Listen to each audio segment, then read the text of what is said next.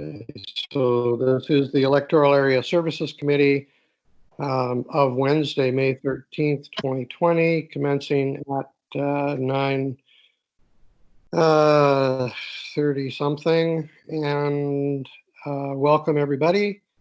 This is my first electronic meeting, so I hope you will bear with me. I have been away, not by choice. And I'm now back, not by choice, but I'm here. So anyway, we are next adopting the public agenda. Is there a motion to adopt the public agenda? I sent you a chat. Second. So again, Okay. through chat, if we can move and second. Gerald moved, that's great. No, but if you just want to type second, or if we can use the chat for that, that'd be great. Okay, so you actually have to type in the words second, move, second, whatever. No, what Nova just did there is right. That's perfect. Yeah. I don't see anything except no banners.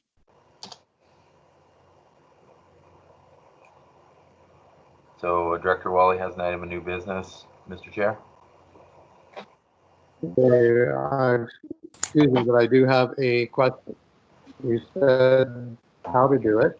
I understand the concept, but on my chat page, all it's showing up is people. But it's not showing. There we go. Okay, got it now. Okay, so I had to go to meeting conversations. Okay. All right, so moved and seconded. All those in favor, opposed, carried. Oh, you wanted to add that item of new business right now? That's correct. Yes, under new business, economic development area A, Sayward. And Jim, just a point of order, what the chair of the board did that worked quite well is she just called for any opposition, and if there was none, that was unanimous. Okay. Maybe with So a small, it's less relevant, but it was smooth. Yeah. Okay, so now, and Jim? Jim? 1 second. 1 second, Brenda. Okay. As the dummy on the board here, I would have to ask Gerald made the one item of new business. Do I need, when we get to new business, do I need to find that, or Gerald, will you just bring it up? I can bring it up if you wish. Okay, I would prefer to do it that way rather than. Okay, Jim? Sorry? I sent in Yes, a Brenda? I sent in an email to Edith with all of my motions and stuff on it. And one of the things I had under adoption of agenda was I'd like to provide the committee with a brief verbal report under director's reports regarding the libraries. So if I can too, I just want. Okay, so that doesn't show up on the. So if I can, Mr. Chair, yes, Director Lee wrote in some motions, if you will. Director Wally did. Appreciate that, and I believe Edith has all those ready to go. So when we get to those points, Okay. Edith can just bring them up. So that really worked well. Appreciate that, and so when we get there, just trust that we have them ready to go. Did Jim have Okay, a one moment, please. Let me speak. I can't hear whoever speaking.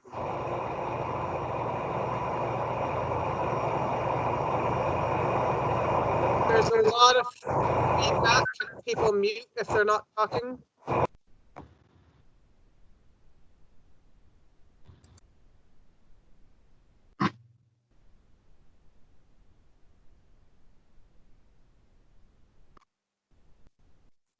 Can everybody please mute their microphone unless they are actually speaking? Can you hear me? Yeah. So in the Okay. chat, Mr. I can Chair, hear you. both Director Wally and I moved adoption of the agenda as amended. Okay, and that has been moved and seconded. If there's no opposition, we will consider that adopted. Is that what you'd want done, Yeah. Nova? Okay. All right, and then we go on to petitions and delegations. We have none. Previous minutes, adoption of the previous minutes. Mover, Move adoption. Second, okay. Moved and seconded, all those in favor, opposed, carried. Any business arising? Yes, I have one item.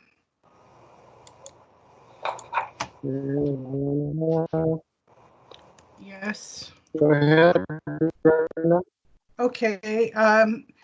I wanted on the minutes, EASC 4920 should have included the City of Campbell River and the Weeway Kai Band specifically for on the referral list.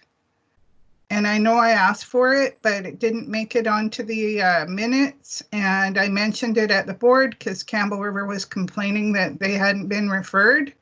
So I said, I'll make sure those minutes are, adjusted so that Campbell River City and the Weeway Kai are included on the referral list. Okay, so I'll ask Tom and Dave, is there any problem with that?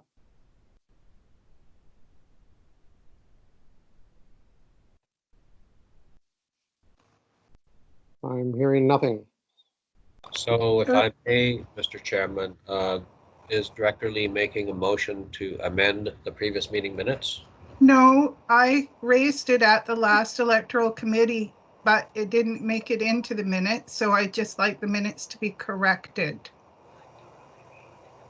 to add Campbell River and the Weeway Kai into the referral list. I would happily make that amending motion. I'm not sure she has it in motion. So we record the minutes of the meeting, and if Okay, I would move that EASC 4920 be amended by including the City of Campbell River and the Weeway Kai Band in the referral list. Second, Okay, are you good with that, Edie? Yeah, we've got that. Okay, Yes, I'm typing right now. okay, I see it. Okay, so is there any discussion on that? Anybody in opposition? It is passed. Okay, so we will move on now, Tom. Mr. Chair, I have one further question regarding the minutes, business arising. Are we booking the public hearings for BC Ferries, Cortez Seniors, and Don River Logging at a later, and probably that cannabis one that's just come up on Quadra after the end of June? When are we going to be doing our public hearings? Mr. Chair, we have a report coming up later on the agenda on that. Okay. I believe all of those are on the agenda. I know at least a few of them are. And we'll talk about it at that time. Mind? Okay, so the minutes are fine. We can move on. And Tom, did we vote on that? Sorry. Oh, we didn't have a seconder, did we? Yeah, no, but Did second. we have a seconder on the business? Yeah. Okay, Edie, it's seconded by somebody. Second. No, but seconded already. Okay, well, how do you I don't make see a it. motion or second it? Because I sent mine in, so mine are already there. Mr. Chairman, if I may, we have recorded already an amendment to the previous meeting minutes to incorporate reference to the Weeway Kai and Campbell River being a part of the referral list. That has been done already and voted on. Yeah, but if I want to make a motion or second, how do I do that? Through Do you chat, just Director Lee. Just type, if you can see. you have to type it, or can you Director just No, say it? okay, just slow down. You can see Director Anderson in chat. You just simply type second or move just in chat, and that records it, and then the chair can just read out who seconded it. Too much chatter, there's too much feedback, and the order is a little bit confusing. So just look what Director Anderson has done in there and Director Wally, and follow that. You don't have to type your name in either. It shows who typed it. Okay. And Dave, just an FYI, your video's on. I know. Okay, wasn't sure if you wanted to. I'm sure you don't want to clean up the dust and everything back there. No, I Okay. All right, so now we're going to move on to an agenda which I can't see because Dave's on there. So we shall go to. Tom will bring a share screen again here. I am currently sharing. It's not showing that. I've got your initials. If you click on the Tom icon, then it should bring up the. No, you're not sharing, Tom. It's not. I am sharing.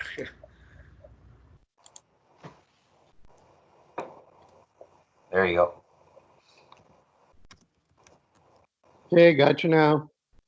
Okay. All right, so are we indeed at public considerations or did we skip something? Okay, public considerations, there are none. Chair's report, there is none. Other than the fact that I would like to thank everybody at the regional board, staff and directors included for their kind thoughts, flowers, cards, emails, etc. while I was off on my injury and in the hospital. It was very much appreciated hearing from you. Of course, you know I missed you all terribly while I was away and being facetious. The one thing that, we'll just leave it at that. Just thank you very much. And I would like to say thank you, though, to Dave and his staff for filling in where necessary, when necessary, when items came up from Area C that needed answers. And I had directed through, I don't know, my Discovery Islander article or somewhere, I directed the constituents of Area C to only use two methods, either the CAO or my alternate director. So thank you, Dave, and all of your staff. Okay, so that's it for the chair's report, staff reports. First one is Hartnell. Move receipt. Okay, just use chat, please. I did. Didn't you get it? Yes. Yeah, you were early, yeah. Gerald seconded it. No has question. So first to Jim, I think either Annika or John can speak to this. And Nova has a question. So,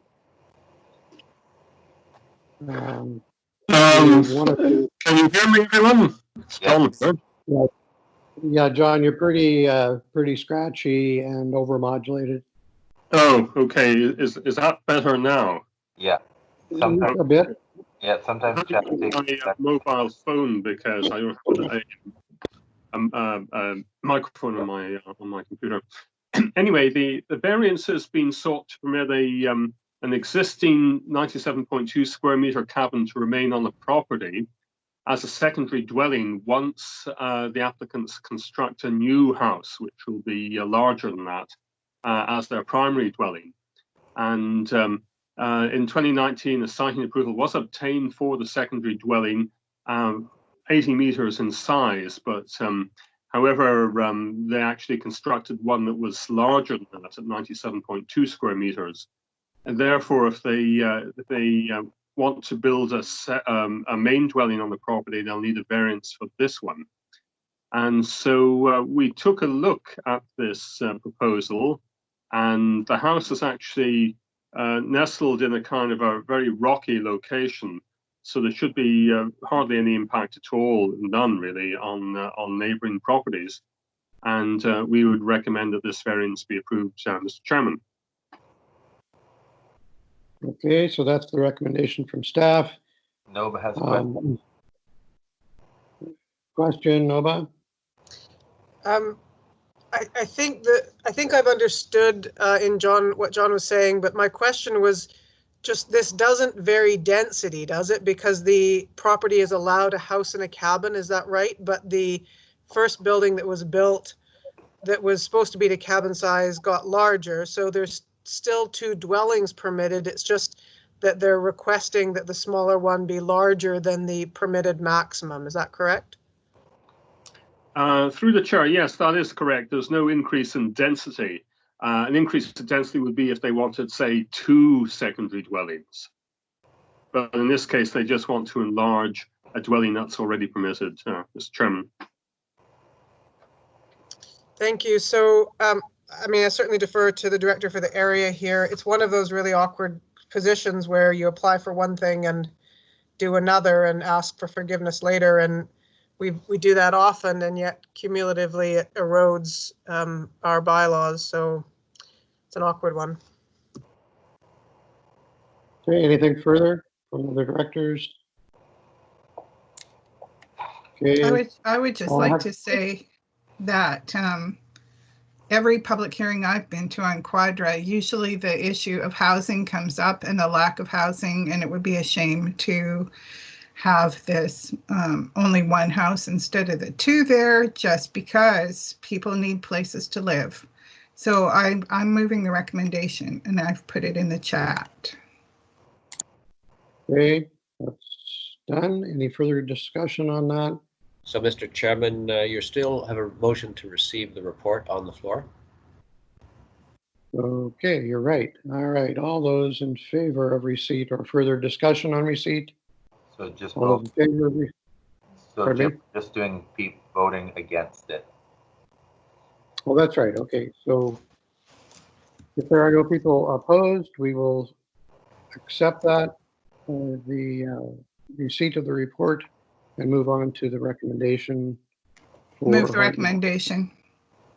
It's on the chat. Yeah, we got it. Gerald second it. Yeah. Gerald has a second. Any discussion? Nova has a question. Nova? Mr. Chair, as director for the area, I would appreciate knowing your view on this, if you're willing. Whom are you speaking to? Director Anderson. Yeah, Director Anderson, are you speaking to me or to Brenda? Well, this, unless I've got my wires crossed, this is an application in Quathiaski Cove in your area, and so I was asking if you, as Director Abram, as director for the area, would like to make your view on this known to us. I would appreciate it. Of course I would, and that would be contingent upon whether or not I was on the right item or not. I'm still on Hartnell. Okay, so Hartnell is finished. You're now talking about Quadra School Garden, is that correct? No, Mr. Chairman, if I may, sorry to interrupt, but you are still on item B, Hartnell. That is the motion to recommend approval of the development permit, etc. Okay, why does it say, oh, I see, I'm sorry, I was looking at the letters up top, DV1C20, and I was taking the D as Brenda and forgetting that I'm actually C. Okay, so no, I agree with the comments that were made earlier by Director Lee that housing is something that is in short supply. It would be a shame to not have it if it's already there. And what was the total difference, John? The difference in square footage that we're being asked for? Sorry, I don't have the report open again. Oh, Mr. Chairman, it was 17.2 square meters. That means nothing to me. Which is, what's that in percentage? I can calculate it here. Hang on. Roughly square footage. How many square feet? Yeah, it would be about 200 square feet, I suspect. 17.2. I'm not terribly concerned about 200 square feet Yeah, on this. We changed the rules a number of years ago to raise it from 640 to 820 or 861 or something like that. For this very reason, that a 600-foot cottage is not big enough for anybody to live in, and 800 was, according to a poll of all the developers and builders on the island, 860 square feet was a bare minimum two-bedroom house. So, to go a little bit bigger on this, I think would take care of part of our major concern with housing, which is the sort of middle line, 20 to 40 something, people with a couple of kids, whatever. You need, a couple bedrooms, some office space or whatever. So I totally support it. I hope that answers your question, Nova. Thank you. Okay. I was heard, right? I mute and not mute. Yes, you were Okay. heard. Okay. So we're moving on then. Is that passed, Tom? Did we pass it? Mr. Chairman, it's still on the floor for a vote. That is B for item number 1, Hartle application. Okay. And it has been moved? It has been moved and seconded and awaiting a vote. Any further discussion? All those in favor, opposed, carried. I'm sorry for the clunkiness of this, but just getting used to it. Okay, item 2, Quadra School Garden, license of occupation renewal. And the CAO's report be received. I've moved receipt in the chat. Okay, and Gerald is second. Is there any opposition to the receipt? So in no opposition, it's passed. On B. Move the recommendation. Okay, it's moved. Is there a seconder? There is from Gerald. And I do have a question of staff, and that is, I didn't see in reading the report the previous amounts of money, and it was confusing as to where it's going from and to. Can you explain that quickly? Just a couple of numbers.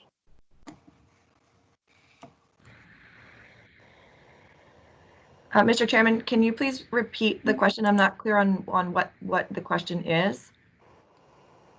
And that was Aniko. Yeah, sorry.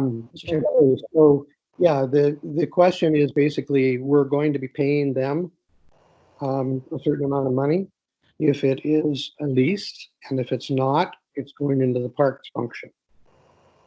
So I would like a comparison of dollar values. Thank you, Mr. Of Chairman. the two options. Thank you, Mr. Chairman. This is the purpose of this report is just to renew the license that we currently have. There are no changes with respect to fees or payments at this time. We have spoken with the school district, and they are not in a position to take over this section of land. So if the SRD determines that they no longer want to operate and maintain this small piece of parkland, it will just be left to to sit as is. We currently pay very little to upkeep this parcel with a local contractor on Quadra. So there is no change with the way that this parkland is currently being operated or the funding provided to the contractor. This license would be renewed now for a period of 5 years through to 2024. Okay, thank you very much for that, Aniko. That explains it very clearly, and that's exactly what I needed, was to hear that there will be no change, and it is just going to proceed as it has. It has worked very well. It is very well used. It is it's one of the gems of the Kwathiaski Cove area, right at the school. School kids are out there every break to play with the ducks in the pond and et cetera, et cetera. So I certainly am in support of it, and I would move item B. Oh, I can't do that, can I? Can somebody please move item B for me? Mr. Chairman, it is already on the floor for a vote. Okay, and for a vote's already got a seconder. That was Director. done. Okay. All those in favor? Or All sorry, if there are no opposition, no one in opposition, it is passed. Okay, thank you. 20, number 3, 2020-24 financial plan amendment, Seward Valley Fire Protection for receipt of the CAO's report. Thank you, Mr. Chair. Looks like Gerald has moved it and Brenda seconded it, and they wish to speak, but if I can, maybe Mike can just speak to this first, and then Director Wally wants to say something. Okay, so you want to go ahead first, Dave? Go ahead. Mike. Oh, hi everyone. Yeah, so this one we did our budget in early February, and then late February we have the Seward Valley budget came in, and they're looking to increase spending in some areas. Historically, they've always been under, but this is a kind of a change in the precedent amount they're spending. So we're putting forward the amendment to get it through, and it's all to do with the stipends for to reimburse the deputy and the trainees for travel, and as well as some catch up on some repairs and maintenance backlog. Okay, thank you for the explanation. And Gerald, you were next on the speaker. Thank you, Mr. Chair. Yes, currently this is a Village of Seward service, of course, and the valley contracts our fire protection. We pay 60% of the total cost. Now, this $12,000 they're asking for is a 30% increase in what we currently pay, $40,000. And it's designed specifically for a new $3,600 stipend for the deputy fire chief. Currently, he doesn't get anything. I spoke to him last night. He doesn't want anything. He doesn't need anything. He said that the reason they put that in there was in the future sometime, if they get another deputy, he might need it. As far as the deputy fire chief is concerned, they've never been paid anything in the past, and the chief is the person who is supposed to receive the stipend, and he also does receive a stipend, $4,200. So I don't think this is necessary. The $5,500 for training, this is to encourage the volunteers to come out to the training meetings. It's not for mileage. They've never been paid anything in the past. This could be deferred. And the other, the $10,900 is for increased repairs and maintenance. Now, I spoke to the fire chief as well. He tells me that these repairs have already been done under the 2019 budget. They didn't go over budget. So there's nothing currently that needs to be repaired. And the way I see this, this is a non-essential financial request at a time when many residents in the Seward Valley are out of work during this pandemic, and it's just totally wrong. And most importantly, Area A is in the process of establishing our own fire protection service, independent from the village.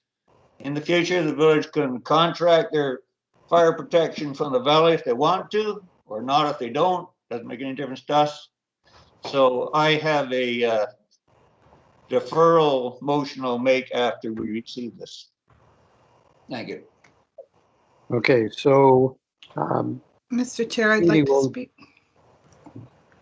That is Edie. Well, Oh, that was Brenda. Okay, go ahead. Hi, committee. I'd like to speak to this in support of Director Wally's comments. The stipend and additional equipment are. Before you, What? excuse me, before you do, could we please get a motion on the floor, which Edie hasn't had Already time sent it. to. Mr. Okay, have a motion to receipt, which is on the floor for debate right now. Yeah, Okay.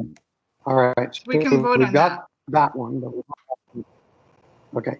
So you ready to vote on that one, everyone? yeah. Okay. There's no opposition. Receipt is in order. Okay. Been Okay. received. Now, Thank you. My can we comments, go move on to? Mr. Chair, can you hear me? Yes. Okay, I wanted I to can hear add, you. I wanted to add that I won't be supporting this request for a financial plan amendment. It's not right when a municipality doesn't get their requests in before our budgets are passed at the end of March, and then expects us to change the budget after we've already dealt with it, and so soon after we've already dealt with it. And I agree with Director Wally that this was just passed in the budget a few months ago, and I never hear Sayward Valley asking the village for more money for their fire hall. You know, the door should swing both ways. It's not a one-way street. It shouldn't be at our regional district. In favor of municipalities, and I'm not in favor of this. Okay. So the deferral motion is what's on the floor. Is that correct? It has been moved by Director Wally. That is correct. What are we deferring it Okay, to? but we do not have. Hang on, Brenda. Do we have a seconder? Can I just ask, how long are we deferring it till next budget year or what? You can see Director Lee, the motion says that it be deferred until the Area A Fire Protection Service has been determined. So I think there's time associated with that. So I'll second that. So it's okay. The time is not specific, but it's a general time frame. Okay, so it's been moved, seconded. Brenda, you are speaking to it. You are opposed to it. Is there any further No, I'm not discussion? opposed. I'm not opposed to the deferral. I'm Oh, no, supporting okay, I'm Director sorry. Wally. And I seconded Absolutely. it. Yeah, we got that.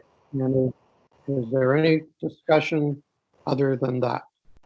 Okay. Yes, Mr. Chair, I'm just wondering through to staff if there's any sense of how long the fire protection service determined for the Sayward Valley area might take. Are we looking at months or years? I would say, Director Anderson, months for certain. Okay, thank you. Okay, so we now have the motion clear as far as questions. Is there anybody opposed to the motion? Okay, it passes. And we will move on to Area D water rates bylaw amendment. Can you scroll to that, please, Tom?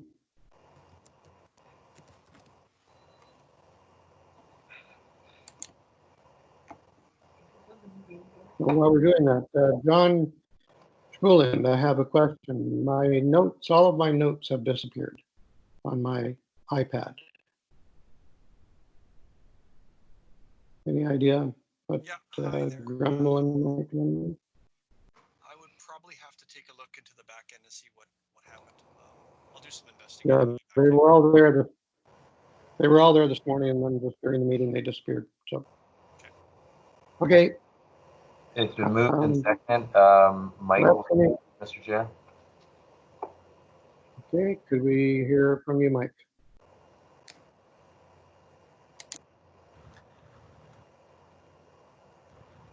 Sorry, Mike, are you on there? Yep. Yeah, so this is, as you know, we just signed our new water contract for a new rate, which will increase the cost going forward next year. So we're looking to increase the bylaw 6.5% to cover the extra cost of the water. Okay. And so far, we just do we just have the receipt on the CAO's report on the floor? That is correct, Mr. Chairman. Okay. So on receipt, this is discussion on receipt. Okay, I'm not going to be Linda. support. Hello. Yes, go ahead. I won't be supporting this financial plan amendment, and I'm not in favor of these water rates. Area D residents in the middle of a COVID crisis, in the middle of a financial crisis, are being hammered with more than $2,000 for drinking water costs. And now they want to put the rate up, even though last year we reduced our consumption tremendously, and we were supposed to be recognized for that and given a lower rate. And that exact opposite is happening. So Campbell River are not acting honorably by doing this. And I would like to know from Mr. Harmston why this rate is not alerted to the board before the financial plan is adopted. Because what, in my opinion, this would do if this financial plan amendment was carried is that the regional district board adopted the financial plan and put their requisitions into the province for running this service. And then after that happened, Campbell River puts the rate up, which creates an artificial deficit for Area D, which has nothing to do with our water consumption, because our water consumption was down. It has everything to do with greed, avarice, and dishonorable behavior. Point of order. Brenda, I'm only going to say this once. I would like all directors, to please keep your comments respectful of other directors and other staff at all times. I'm just stating what is true, and I truly believe it. Brenda, I'm sorry, whether you believe it or not, it was not stated in a respectful manner. Well, So I respectfully words, request an answer. I respectfully request an answer. I phoned the regional district. I asked for answers. Nobody phones me back to tell me what is going on with this. I'm not supporting it. I would be very disappointed if any of my fellow electoral area directors vote in favor of this, because this is an unfair charge to Area D, which we were told would not happen if we reduced our water consumption. So I won't support this, and I will be taking it up with the ministry again and whatever other avenues again. And I won't stop until some fairness and some consideration for other regional residents is made. Area D is always bending over backwards to help other areas, and all we get is this back in return. Thank you. Remember that this is on receipt of the report, and if there is no opposition to receipt of the report, I'm going to say that it has been received. Is there any objection to that? Mr. Chair, both Gerald and I have asked to speak or raise a question in the chat. I see that in the chat. Yes, I'm sorry. I have to keep referring to this chat thing. Sorry. Okay, so we're back to, it says, Dave, you had a point, said you would answer. Nova said you'd like to speak, and Gerald, you said you have a question. Sure. If I can, maybe I'll go first. Hopefully it might answer either Director Anderson or Director Wally's question. When we prepare the budget, we do an estimate on the quantity of water used and the revenue we're going to need to collect to generate to balance the budget there. So this bylaw amendment reflects our estimate of revenues we need to generate in Area D. That's simply what it is. There is nothing more to it. These are estimates on revenue that we need to generate. We use 5-year plans to determine how much water has been consumed out there. We need to establish an amount of revenue collected for it. We do that at the budget, and then once the budget is approved, we amend the bylaw to reflect that. That's exactly what we've done here. Okay. And pardon me? Nova has a question. Yeah, Nova is next on the list here. Thank you. I really wanted to just state or ask for clarification for exactly what our CAO has clarified, is my understanding, and he has just underline the fact that this is simply bringing the bylaw in alignment with the budget that the board and we have all already supported as a corporation. And I take real exception to the comment that all directors should support a particular director's will because that director has supported other directors in all things. This is not a quid pro quo vote swapping situation. This is about following up with implementing the decision that this organization has already made. Thank you, Mr. Chair. Okay, thank you, Nova. If I could chip in on that. The Gerald's next. No, you cannot. You can get in line, Brenda. Okay, Gerald has already answered my question. Thank you. Gerald says The question is answered. answered. Okay, Brenda, now you're next. Yes, I'm sorry, but we already passed the budget for the water just 2 months ago. March 31st, it had to be passed. So all of a sudden, 2 months later, not even, they're coming up with more money. They're not putting up their own rates. Area D residents are being asked to pay $1 per cubic meter more than Campbell River residents are paying. We're paying $2,000 a year. This is not a fair rate. It's not based on what they need to run the water system.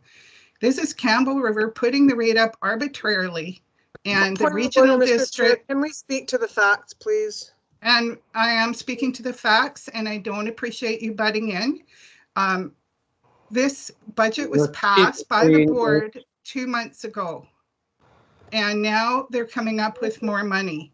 And I believe there was a discrepancy between what was presented to the board even at the last meeting, where the proposed contract was talked about and passed by the board, and the rate was different in that than it is now.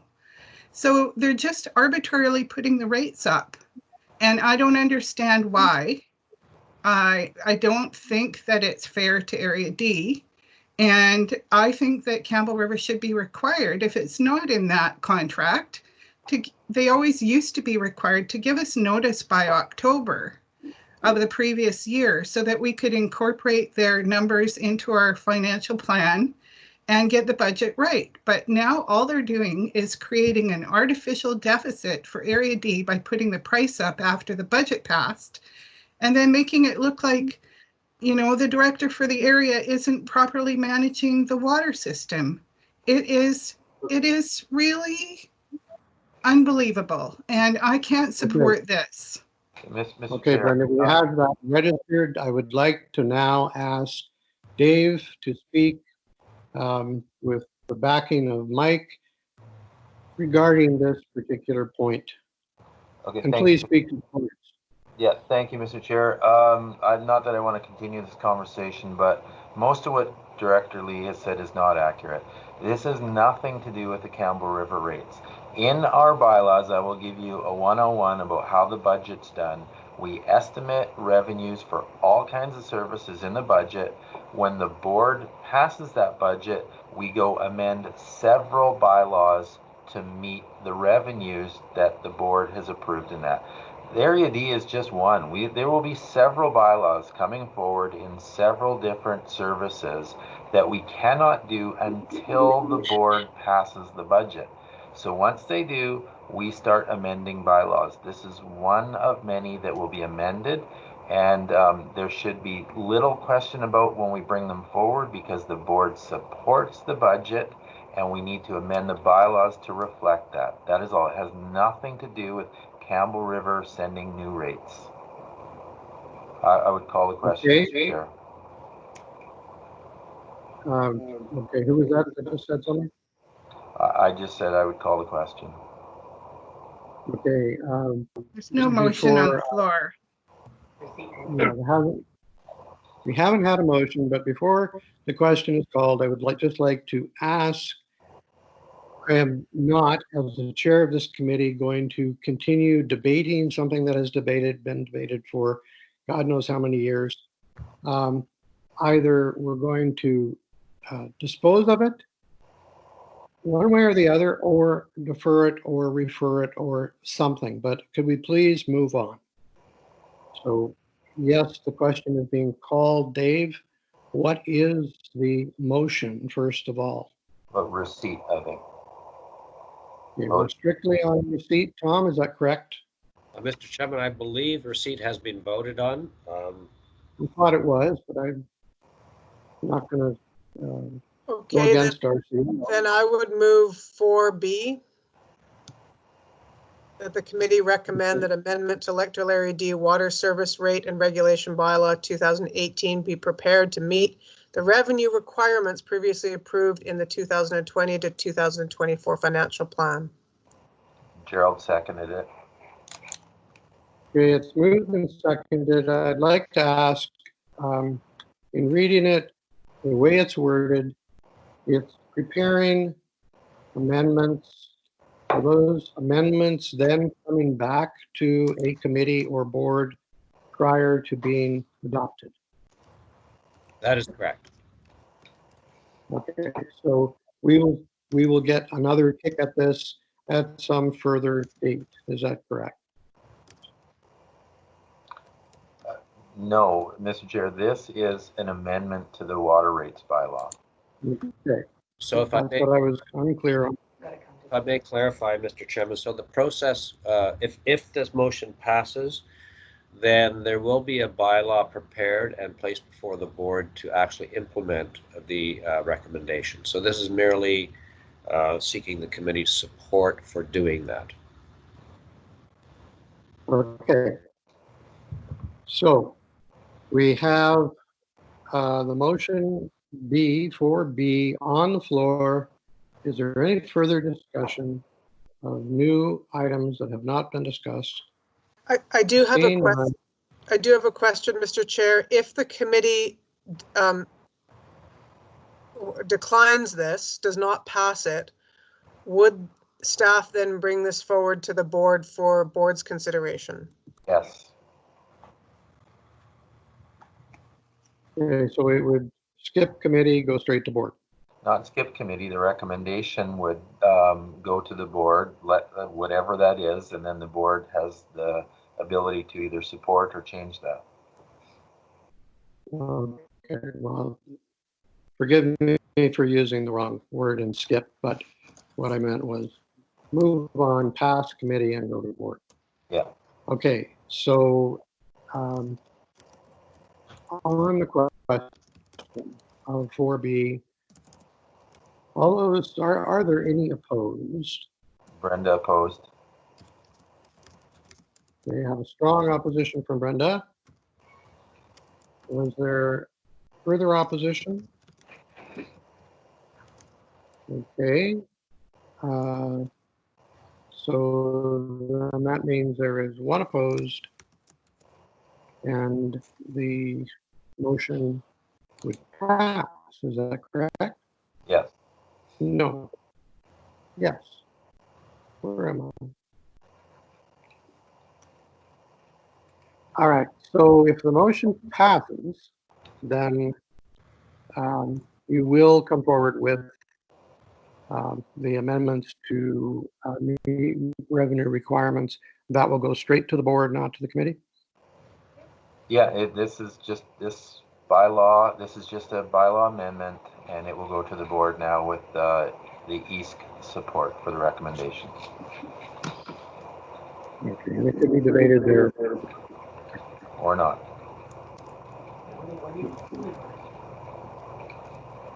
Okay, I'm hearing chatter in the back. Anybody got? Say again? No, all good, Mr. Chair. We're on to the next item.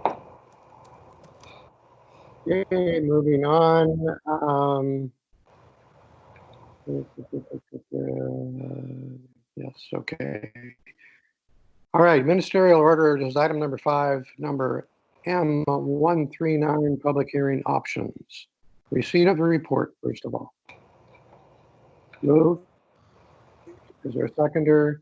Seconded. Is there any opposition? So this is pass on to B. Is there a mover?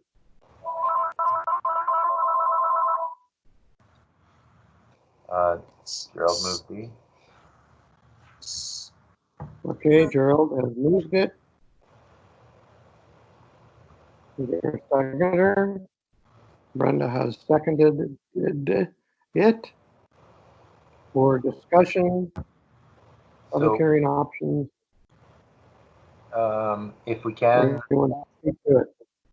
sorry, Mr. Chair, I don't know if the directors want some chatter about this, but in terms of public hearings, we are kind of leaving it up to the individual directors to see what their comfort level is. We've heard different things from different directors about their will to hold public meetings.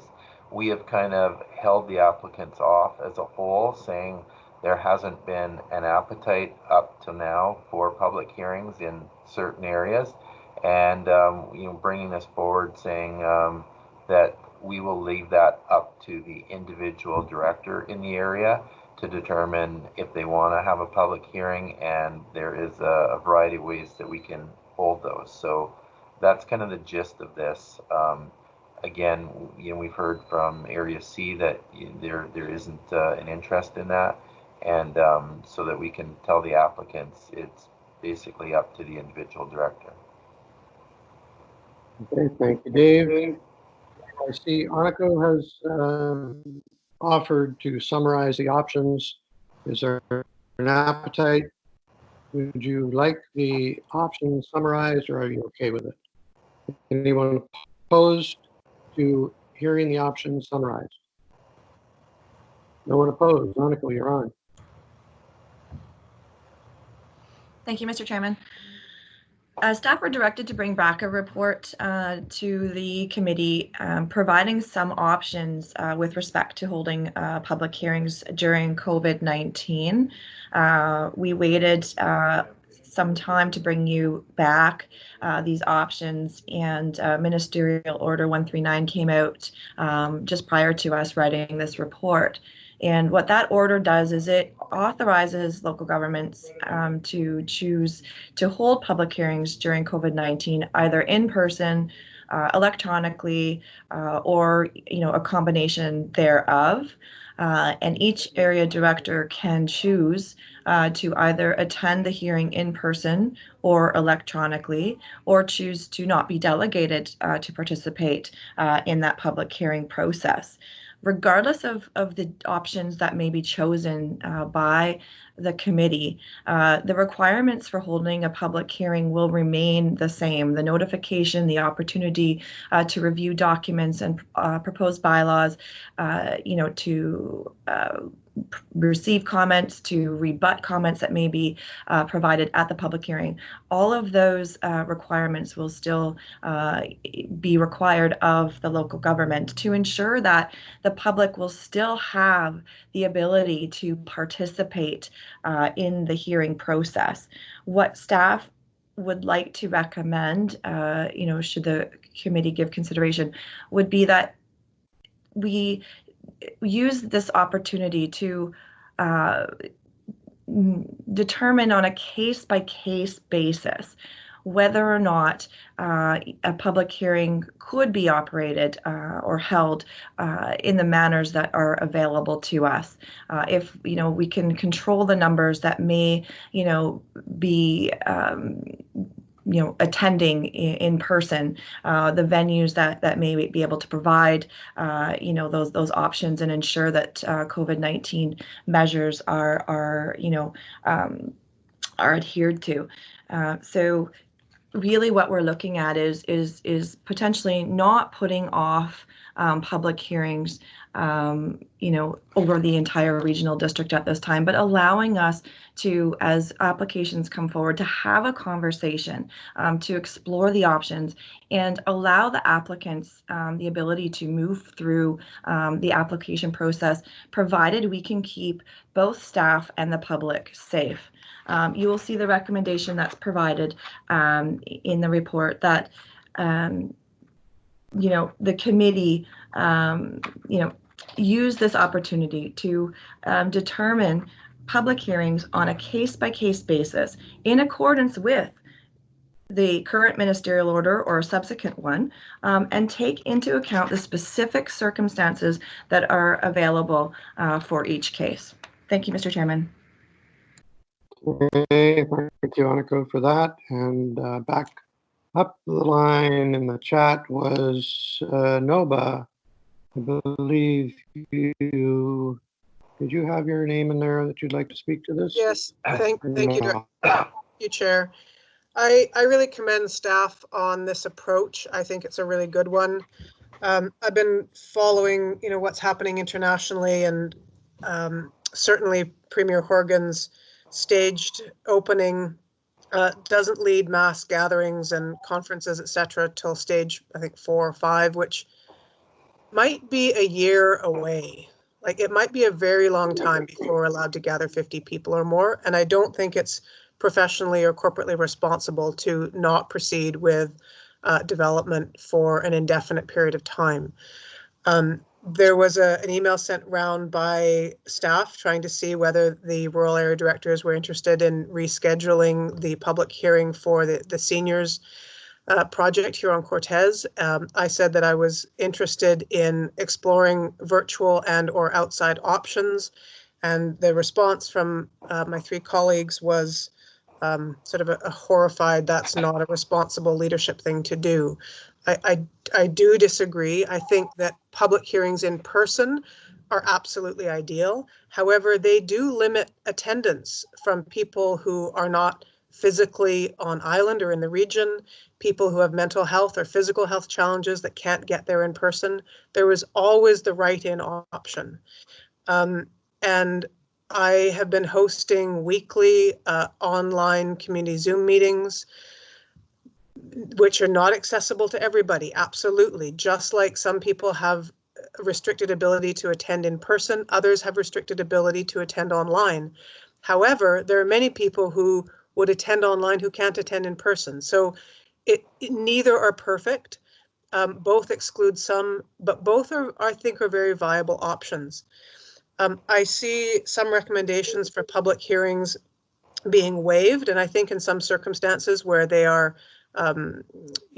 small changes in a community, perhaps like the Quadra Fire Hall relocation, that's entirely appropriate.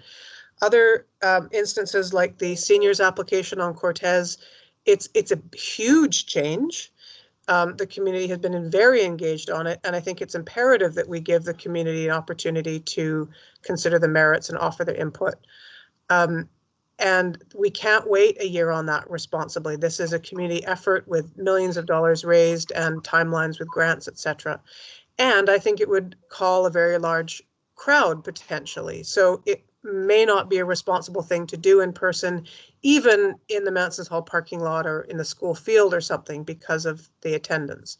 So I would suggest that we really do look at these on a case-by-case basis. And for something like the seniors, I would suggest we go online, perhaps offer an extended write-in comment period for people who can't or participate electronically.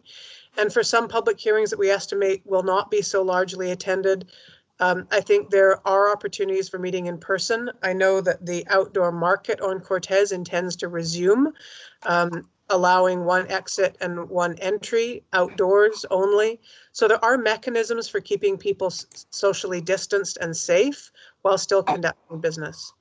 And so I would love to know from staff if this recommendation is followed, how would we then be determining the public hearings, I think 2 or 3 that we've already delayed. And if indeed what Mr. Leach is saying is that it's up to the individual director, I'm not sure how that's possible, because I would, as the director on Cortez, direct that we do find a way of conducting a public hearing for the seniors, although that is obviously at the pleasure of the board. So I'm looking for clarity there. Thank you. Okay, I think I can answer. I think what we're trying to do is there is a split here that there's some directors that just want to delay or postpone them until the pandemic's over 100%. And so what we're saying is we'd like to work with the individual directors because we want to pass from the applicants. I don't think it's out of staff's hands at this point to say that we need direction from the directors and the board. So if it passes, or hearing your comments, we would come to you and say, okay, Director Anderson, you're in support. Here's a few options about how we could conduct it. whether it's in person, a combination of virtual or not, and work with you to hold a public hearing. And again, if the board supports this, and let's say I'm gonna see from Director Lee's comments that she doesn't support it, we can say to applicants, look, the area director just is not comfortable for this, that, and the other reason, and there won't be any public hearings until the chief medical officer of BC says, can guarantee everyone's safety. So again, it's working with the area directors that support it and finding a way, and those that don't, us passing on the message to the applicants that, look, there won't be a public hearing for some time. So in the event then that I do support finding a mechanism for public hearing on the seniors, I'm just seeing Aniko putting into the chat that each bylaw would require a motion regarding public hearing. Now, we did have a motion regarding going to public hearing on that before COVID hit us, before the state of emergency was called. That public hearing was canceled, not by the board. I'm not challenging the fact it was canceled. It was completely understandable, but that was done through, I don't know what staff mechanism. So as far as I know, that motion still stands. Aniko, do I need to reinstate some renewed version of that motion here today at EASC so as to not wait another month at EASC? And if so, I would happily do so. That said something to the effect of, hold a public hearing at the, earliest responsible opportunity. And then in 2 weeks at board, hopefully between now and then, we would have been able to come up with some options for the board's consideration. Thank you. Okay, if I could please interrupt here as the chair of the committee. Please keep in mind we are a committee. We do not make decisions. We make recommendations. So even if this committee made a recommendation to the board, if we adopt this new policy, we would not have the power to act upon that, in my opinion, until the board had adopted it. And at that point, then we could go from there, whatever direction that took us. Correct. That would be my opinion. Correct. So I think Director Anderson's yeah. saying kind of do a 2-for-1, which we don't need to do. We have this motion on the floor. If it passes and then the board passes it, clearly, in discussions with individual directors, if there's an appetite, we'll bring that bylaw back on our own accord, knowing that, you would have an appetite to support a public hearing. And let's just say, if Director Lee didn't, we just wouldn't waste anyone's time. We're not going to bring it back knowing that she wouldn't support it. So, if this passes, then, in Area B, we'll clearly bring back that bylaw. Okay, and Tom, I see a note under chat that we have a different motion on the floor. Which motion are you speaking of? I think he's good now. He just wants to stick with the motion that we have. 5B is being. The motion is on receipt, is it not? I'm sorry, I didn't understand that. Is the motion on receipt or on B? Mr. Chair, it's on B. B is in Bob. Okay, thank you. That was my understanding, but I was beginning to wonder. So Okay, B is on the floor? We have. Yes. I would like to speak to B. I would like to speak. I have you on the list, Brenda. Okay. And I have Gerald also. Who else? I think that was myself. I definitely want to speak to this. So after the other directors have spoken, I will ask if your indulgence, if you would allow me to speak. Okay, so first of all, Brenda, and can you please keep it as short as possible? We are really running out of time here. You're on, Brenda. I'm opposing the recommendation to consider on a case-by-case basis. We at the SRD should have a COVID policy on how we treat gatherings of potentially more than 50 people. And until the chief medical officer for BC gives the all clear, we shouldn't be planning to have ad hoc public hearings unless we have all of the I's and T's dotted, personal protective devices, etc. It could be, and I think it will be, that the cases have gone down. The cases of infection have gone down to 7 yesterday in BC, and it could be that those restrictions are lifted very soon. But it is up to the Chief Medical Officer for BC to make that ruling and not for us to do on an ad hoc basis. So I don't think it's wise. I'll be opposed to the recommendation. Okay, and the next person was Gerald, I believe. Did Do you have a comment, Gerald? Well, thank you, Mr. Chair. Yeah, from my perspective, I support the recommendation. However, I think that personal gatherings are inappropriate. I think video arrangements are not going to be effective. However, every individual has the opportunity for written comments. Public hearings aren't intended for people to discuss things amongst themselves. They're merely there to speak to us as directors. So I think written comments would totally fulfill that obligation. And I would just like to ask staff, if the public hearing was written comments only, would that fulfill the requirement? Yes. Thank you. Okay, and You're up, Jim. All right, that's what I thought, but I was going to double check. Okay, I think that people are reading this very, I guess the word restrictively or whatever. This is not just about COVID. This is about changing the process for whether or not we waive a public hearing. And in my opinion, you do not waive a public hearing. I have had it one case on Quadra Island where I've done it, and it took me 12 years to get over it.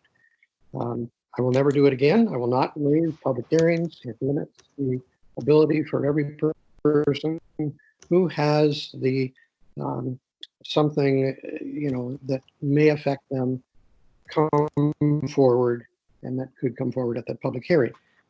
Public hearings, as you all know, sometimes one person speaks about X, another person is then reminded about X and speaks about Y.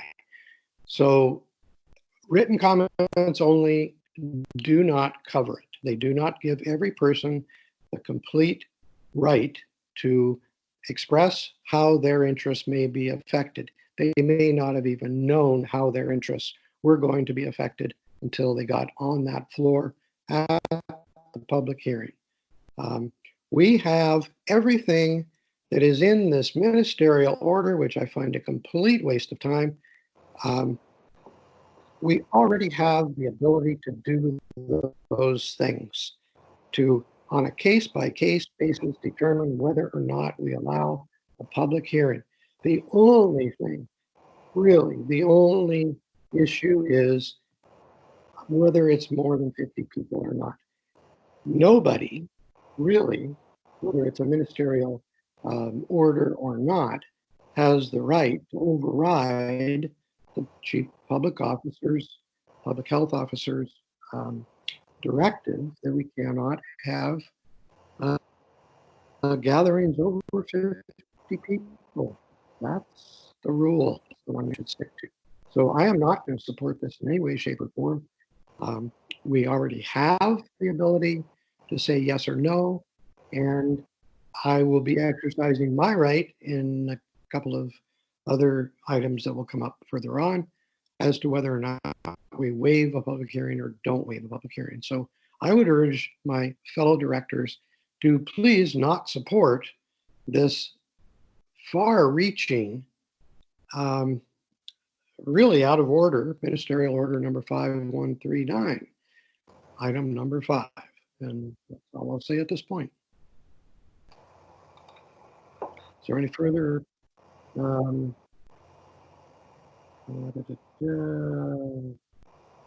Looks like, is that it? Or no? Okay, first of all,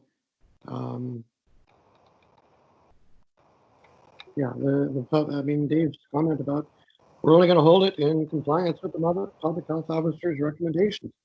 So what's new? That's already there. We don't need to change anything to make that happen. So that's all I was putting forward at the end of my comments. So I would like to move on. Are there any further comments on the item 5B? Mr. Chair, if I might ask you, if you're not in support, apologies if this is too directed a question, but if you're not in support of B, how would you recommend that we proceed or not proceed with public hearings at this time? We wait until such time as the public hearing is okay to hold. You know, when I say okay, I'm talking about the democratic process. I'm not talking about ministerial orders or public health officer orders or whatever. But democratic process already says in the act that every person who feels blah, blah, blah, you know the word. So if that can't be met, in my mind, the public hearing can't be held. So until that can be met. Just for clarity, what I'm understanding you to say then, Mr. Chair, is that you don't want to hold public hearings until such time as we can do them in person with more than 50. Is that correct? In person, and the number would then determine whether or not they could happen or not. But if we had a public hearing, we'd advertise a public hearing, and we knew that there were only going to be 20 people there, we would have the public hearing. If we knew that this was a very, very minor situation and probably nobody's going to show up, then we go ahead and hold the public hearing. But if we think, like you talked about your seniors housing one, we know it's going to be a huge public hearing. Of course, we're not even going to entertain it. Not because you say so, but because we know that the public health officer is not going to allow it. So, we have two determining factors there. We have the director and the committee and the board, and we have the public health officer director. So I'm sticking with the Local Government Act as it stands right now. If you're going to go to a change in your bylaws or your OCP, you hold a public hearing. And if you are going to waive that public hearing, then you do it according to the Local Government Act as it stands. Yeah, I'm on my queue here. I hope that answers your question. It doesn't, because I'm not sure how that is any different than what is being recommended by staff. So if I can interject there, Director Anderson's correct. So there isn't two things. All our recommendations would be contingent on following public health orders. So let's just use Director Anderson as an example. She sounds like she would support holding a public hearing that would be in line with the public health orders. Those are the only options available. There isn't an option to hold a traditional public hearing right now, but there is the option under certain restrictions by the local government and the public health officer to do so. So we're saying under those restrictions, we would like to give the opportunity to individual directors to say, I would like to hold a public hearing under the restrictions that exist. Now, if you don't want to hold a public hearing under those restrictions, that's fine too. But all this report is saying is you do have the option to hold a new normal public hearing.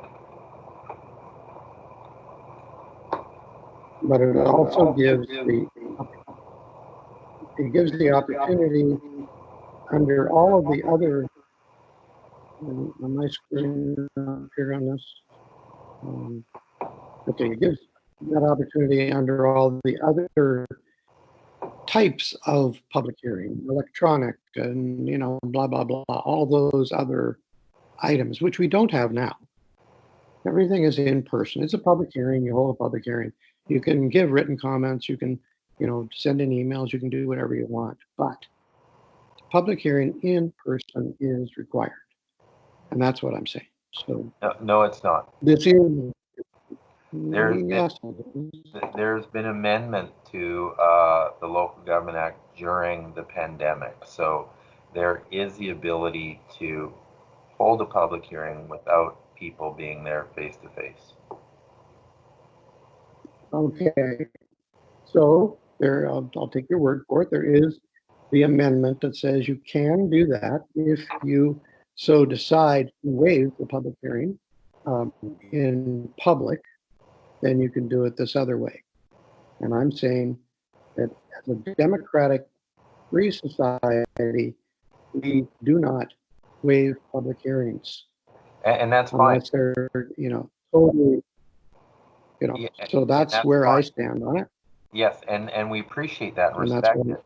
So that's why this motion just says, let's appreciate and respect that each individual director can choose to make those decisions. And if they choose to have a public hearing under the health orders, there's some ability. It can be a combination of in-person, write-in, electronic. There's a number of ways it can be. But if you don't support any of that, that's fine too. That's all this is saying, is give individual directors the ability to fit within that guidelines or not. Okay, Dave. So may I just ask one last question very quickly? So if it's a committee board decision, it's not a director decision. The director's thoughts are certainly brought into it, but if I have, or a director has, a minuscule amendment on some point in a bylaw and it's brought forward, the committee board would have the option to override the wishes of the director on a democratic process of saying, I'm sorry, we do not waive public hearings in person. And the board and the committee could say, I'm sorry, this is a waste of time. We're going to go ahead and allow this public hearing to proceed. Yeah, allow this to proceed with a public hearing. Yeah, technically. Is that correct? Well, it is, but technically speaking, nothing about that is changed. I mean, that COVID or no COVID, that has always been available to the board. I think it certainly, as it comes to public hearings, 99.9 out of 100, that has been respected by the committee and the board. So, but that doesn't change without COVID. I mean, we all understand that you don't support the waiving of public hearings, and again, COVID or no COVID, the board technically could the committee could override you, but I don't think there's a history of that. So nothing changes. There hasn't been so far, but yeah, things, you can't ever count on anything being the same forever. Okay, so we are at item B. Are there any further comments of new information on item B? I think I have a procedural question, and that's if, because I do feel this conversation has been very enlightening. There's very, very different views amongst the four of us, and that's awkward but fair. I feel very strongly about finding a responsible way of continuing to conduct business. So if, and that's not supported, it seems like, by some of my colleagues. So if this motion fails, we're back to where we were 10 minutes ago, which still gives us all of the authority that we previously had, plus the authority to do public hearings electronically. So would we not be practicing this motion even if it wasn't passed, because it would still be the authority of the board to, on a case-by-case basis, determine if and how they were going to hold public hearings? I mean, it seems like this is a very, very excellent courtesy conversation, but I'm wondering if it's actually germane. Okay, sorry, Tom, go ahead. Mr. Chairman, I could answer that if you like. Yes, essentially that is correct, Director Anderson. I think this recommendation from staff was really to kind of get a better feel as to what the comfort level of directors might be moving more into the electronic kind of world um, for part of the holding of a public hearing or all of the holding of a public hearing, depending on those circumstances. So yes, exactly. That's where we would be if this fails.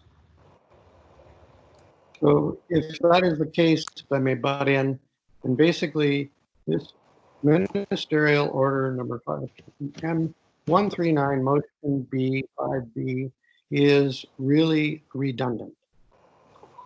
Well, again, I didn't anticipate this discussion. What it was is we're getting a lot of inquiries from applicants, and I don't feel that staff really have the ability to make decisions on delaying these any further. So what it was saying, hey, look, we want to pass this on to the director. If they want to hold one, great. If they don't want to hold one, great. But it has to be a decision of the director. So at some point, if this fails, I need to bring something to the board and saying, like, staff have technically the ability to hold public hearings, but somehow we need to pass on to applicants that the board is or isn't going to hold them. So my wish is that you pass this recommendation, and then if you don't wish to have them, that is totally fine. We will just pass on to the applicants that the director for that doesn't wish to until this point. That is totally fine. But we need some kind of direction to advise applicants. And I thought this would give you the autonomy to have different opinions about it, which we respect and appreciate, and that we could pass those on to applicants. Okay, so in reality then, what really all we're doing is we're laying out something in writing that says staff have the right to tell an applicant that they've done what they can to move this forward, and that was a political decision to not move forward. They can say that right now.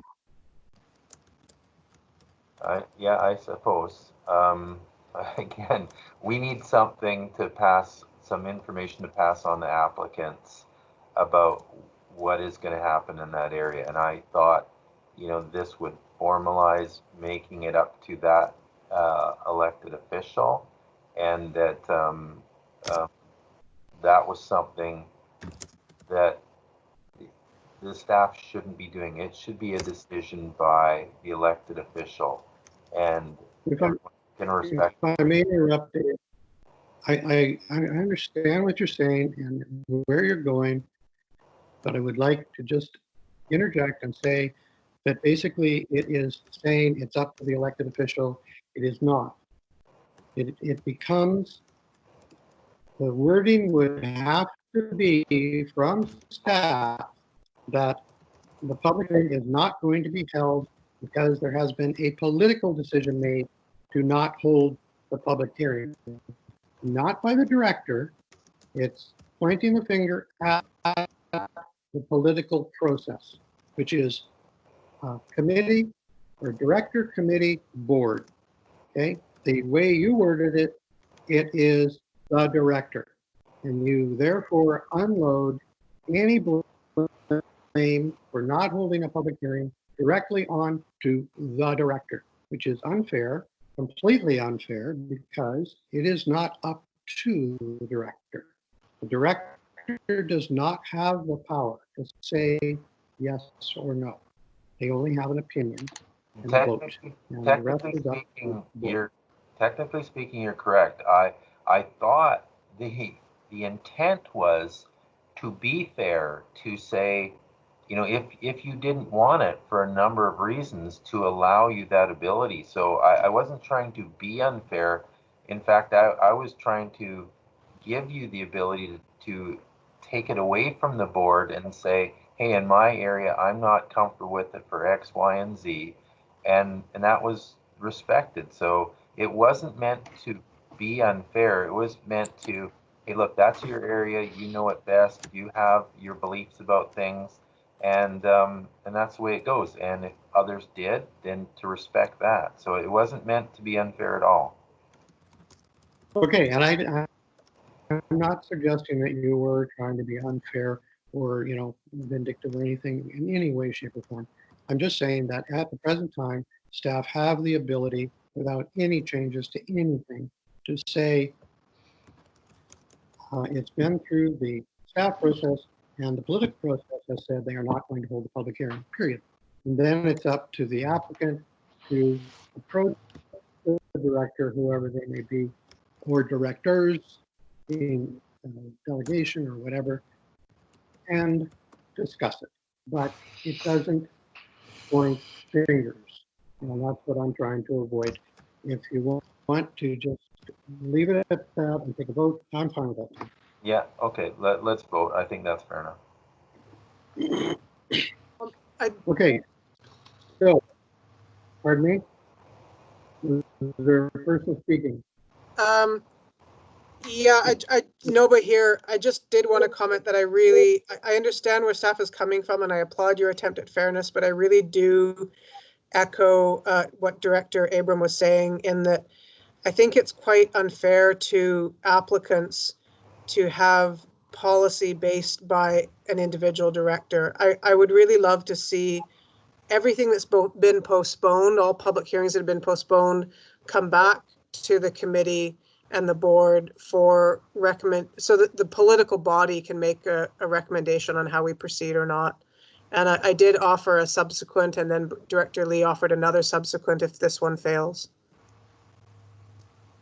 Okay, thank you on that, Director Anderson. So if we could go ahead and take the vote, unless there's objection. We have number 5B. Are there any objections?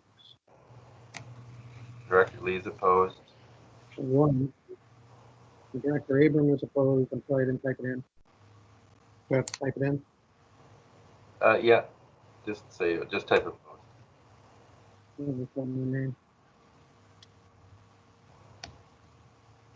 Okay. Well, that's Yeah. you typed your name. That's okay. Anyways, tie failed. What else did you say? Oh, you want me to say opposed or whatever? I'm opposed. Yeah, down we got there. that. So if you don't say or type opposed, you're in favor. But we have Director Lee and Director Abram opposed. Okay, now got it. Opposed, Abram. Okay. So motion fails. Looks like Director Anderson has a subsequent. Subsequent by Director Anderson. Was there something in just, excuse me for a second, Nova, but I just want to check. I thought there might be one just before you. No, okay, go ahead. I'm just trying to type it in here. Bear with me.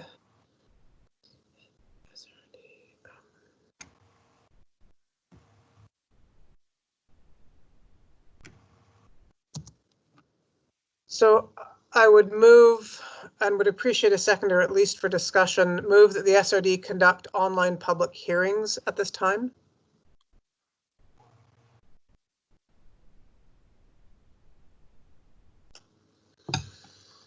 We are legally allowed to do this. Pardon me?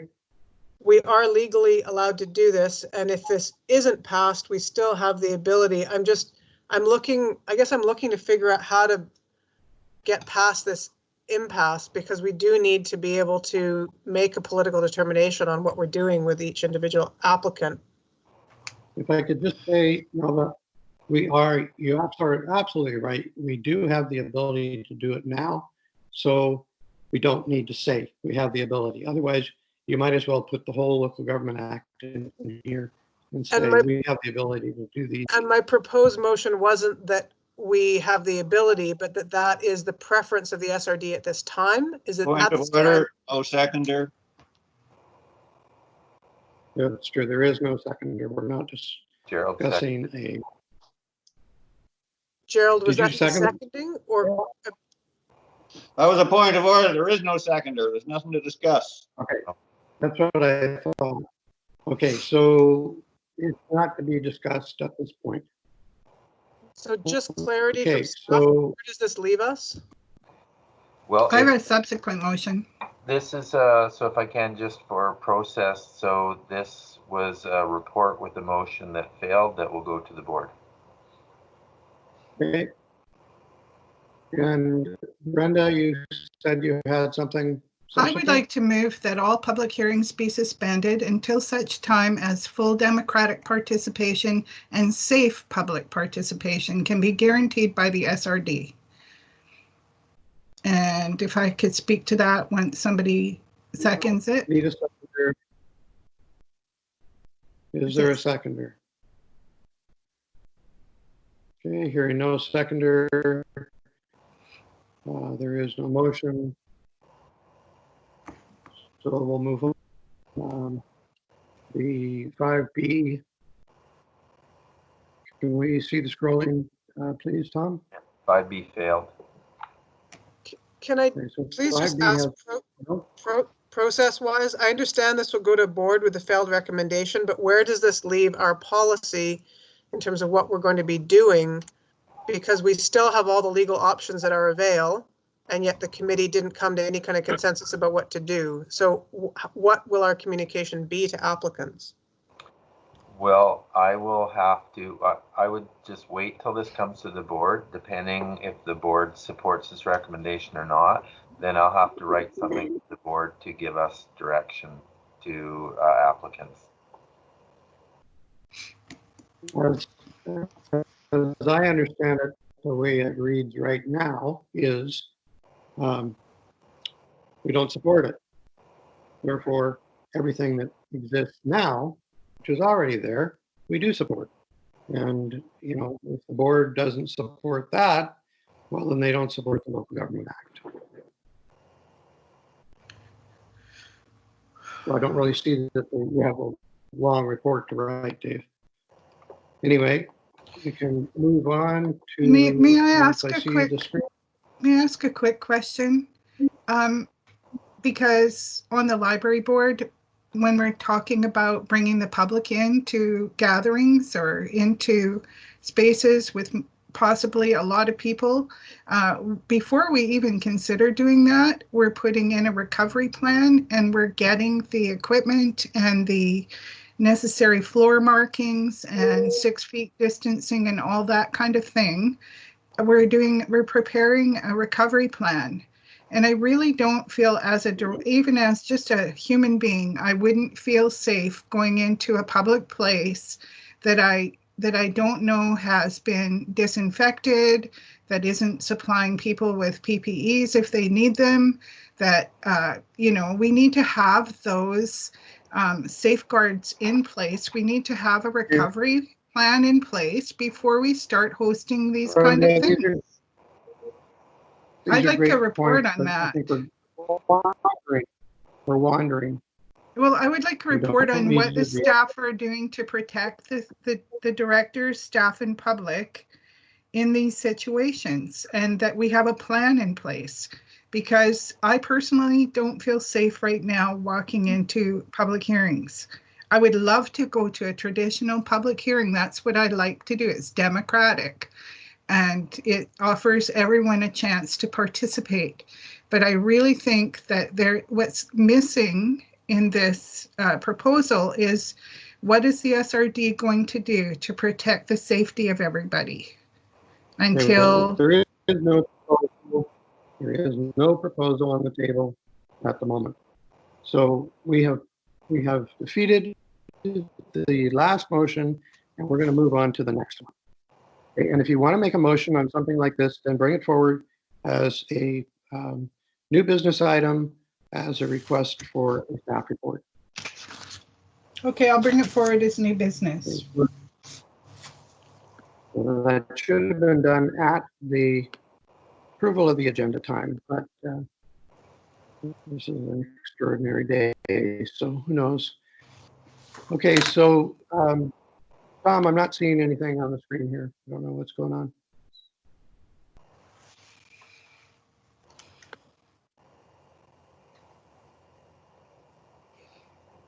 Okay, got it. Okay, and we are on which one? We're on 6, financial impacts of COVID, electoral Okay. areas. Move receipt. You're on receipt of the staff report. Is there a seconder? Is there a seconder? Look at the chat.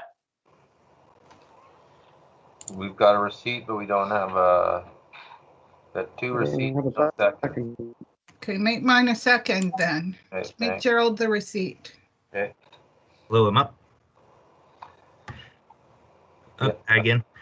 So yeah, we're 2 months into the onset now, but we had a chance to review our year-end numbers, the budget, and the cash flow, and we're not expecting any major financial impacts for any of the electoral area services. As you know, most of the funding comes from taxation or user fees, and the senior governments have really stepped up to facilitate municipalities, and so they can make their payments to regional districts by August 1st deadline. As far as user fees, we're not expecting any major revenue impacts there, just because all the services are continuing. We did add 60 days to the payment terms now to provide a bit of relief that way, but we're not expecting much of a loss from carrying the interest on the extra balance. On the expense side, the major impact is staffing salaries, just because of all our recruitment's been delayed. There's now 4 positions that affect electoral area services, mostly in parks and planning. As far as existing staff, there's a lot of the major conferences and training opportunities have been canceled this year, so it's a bit irregular. But there's going to be reductions there for the related training and travel and accommodation and all that. Leading into next year's budget, we're expecting higher than normal surpluses as far as it relates to the parks and plannings. And we'll be seeking your direction there as far as applicable levels of reserve transfers and everything going forward. But overall, things are at hand, and staff are still looking ways to cut costs and everything just to maximize the surplus going into 2021, and we'll see what the recovery begins to look like. That's what I have. Okay, and I just lost everything, John, Shul, and all of my. I have a question, Jim, if you can't see my chat. I can't see your chat. I can't see the agenda. Yeah, well, I have a question. All right, what's your question? Okay, to our CFO, did you have an opportunity to investigate on that Sayward Valley Community Hall kitchen $1,000 delayed item? I talked to the Sayward Valley Recreation president the other night there. They have no intention whatsoever of spending $100,000 on a kitchen or anything else. And that item shouldn't even exist. The previous chair had grandiose plans and had hired a consultant to do the design plan and was going to do all kinds of wonderful things. This new group isn't interested. Oh, okay. No, as far as I know, that project was still on the table. No, it's not on the table, so you just rub it right out. Okay. Thank you. Okay, so I'm basically flying blind here. Sorry, guys. Okay. I got a question. John Schmulin, are you still there? Yeah, I just sent you an email, so you Just one second. we can continue to hear you, and I'll see if I can give you a hand through email in the background here.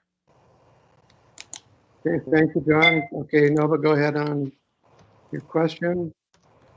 Thank you. Just a simple one. The Quas Bridge project is the only one of all 4 electoral areas that is noted as canceled at this time. I'm just wondering why that is. And if my memory is correct, all of the funds associated with that were going to be gas tax, or was it a combination of gas tax and taxation? And if so, what happens to the board motion to allocate gas tax to that? Does that get canceled? Do the gas tax funds remain in the gas tax fund? Like, just how do we undo the board's direction if this is now staff's direction? Well, maybe I'll answer and Aniko can interject if I'm wrong. I thought the Quas Bridge required additional gas tax funds that we brought to you at the board and you didn't support it. Is that the project? Yeah, that's my reconciliation. So that's why that one was canceled, because we got better estimates for the cost. We brought to you at board time and you didn't support it, so that not having the funds canceled it. Dave, if I may interject, it's Aniko. It's my recollection that these funds were coming, excuse me, from gas tax. We did ask for additional funds during, financial considerations for the budget. However, I believe that these funds the $40,000 remains in the budget, and planning or park staff are still planning for the bridge design. And we had indicated that the project was delayed as opposed to canceled. So perhaps just the actual report says canceled, so perhaps that's just an error.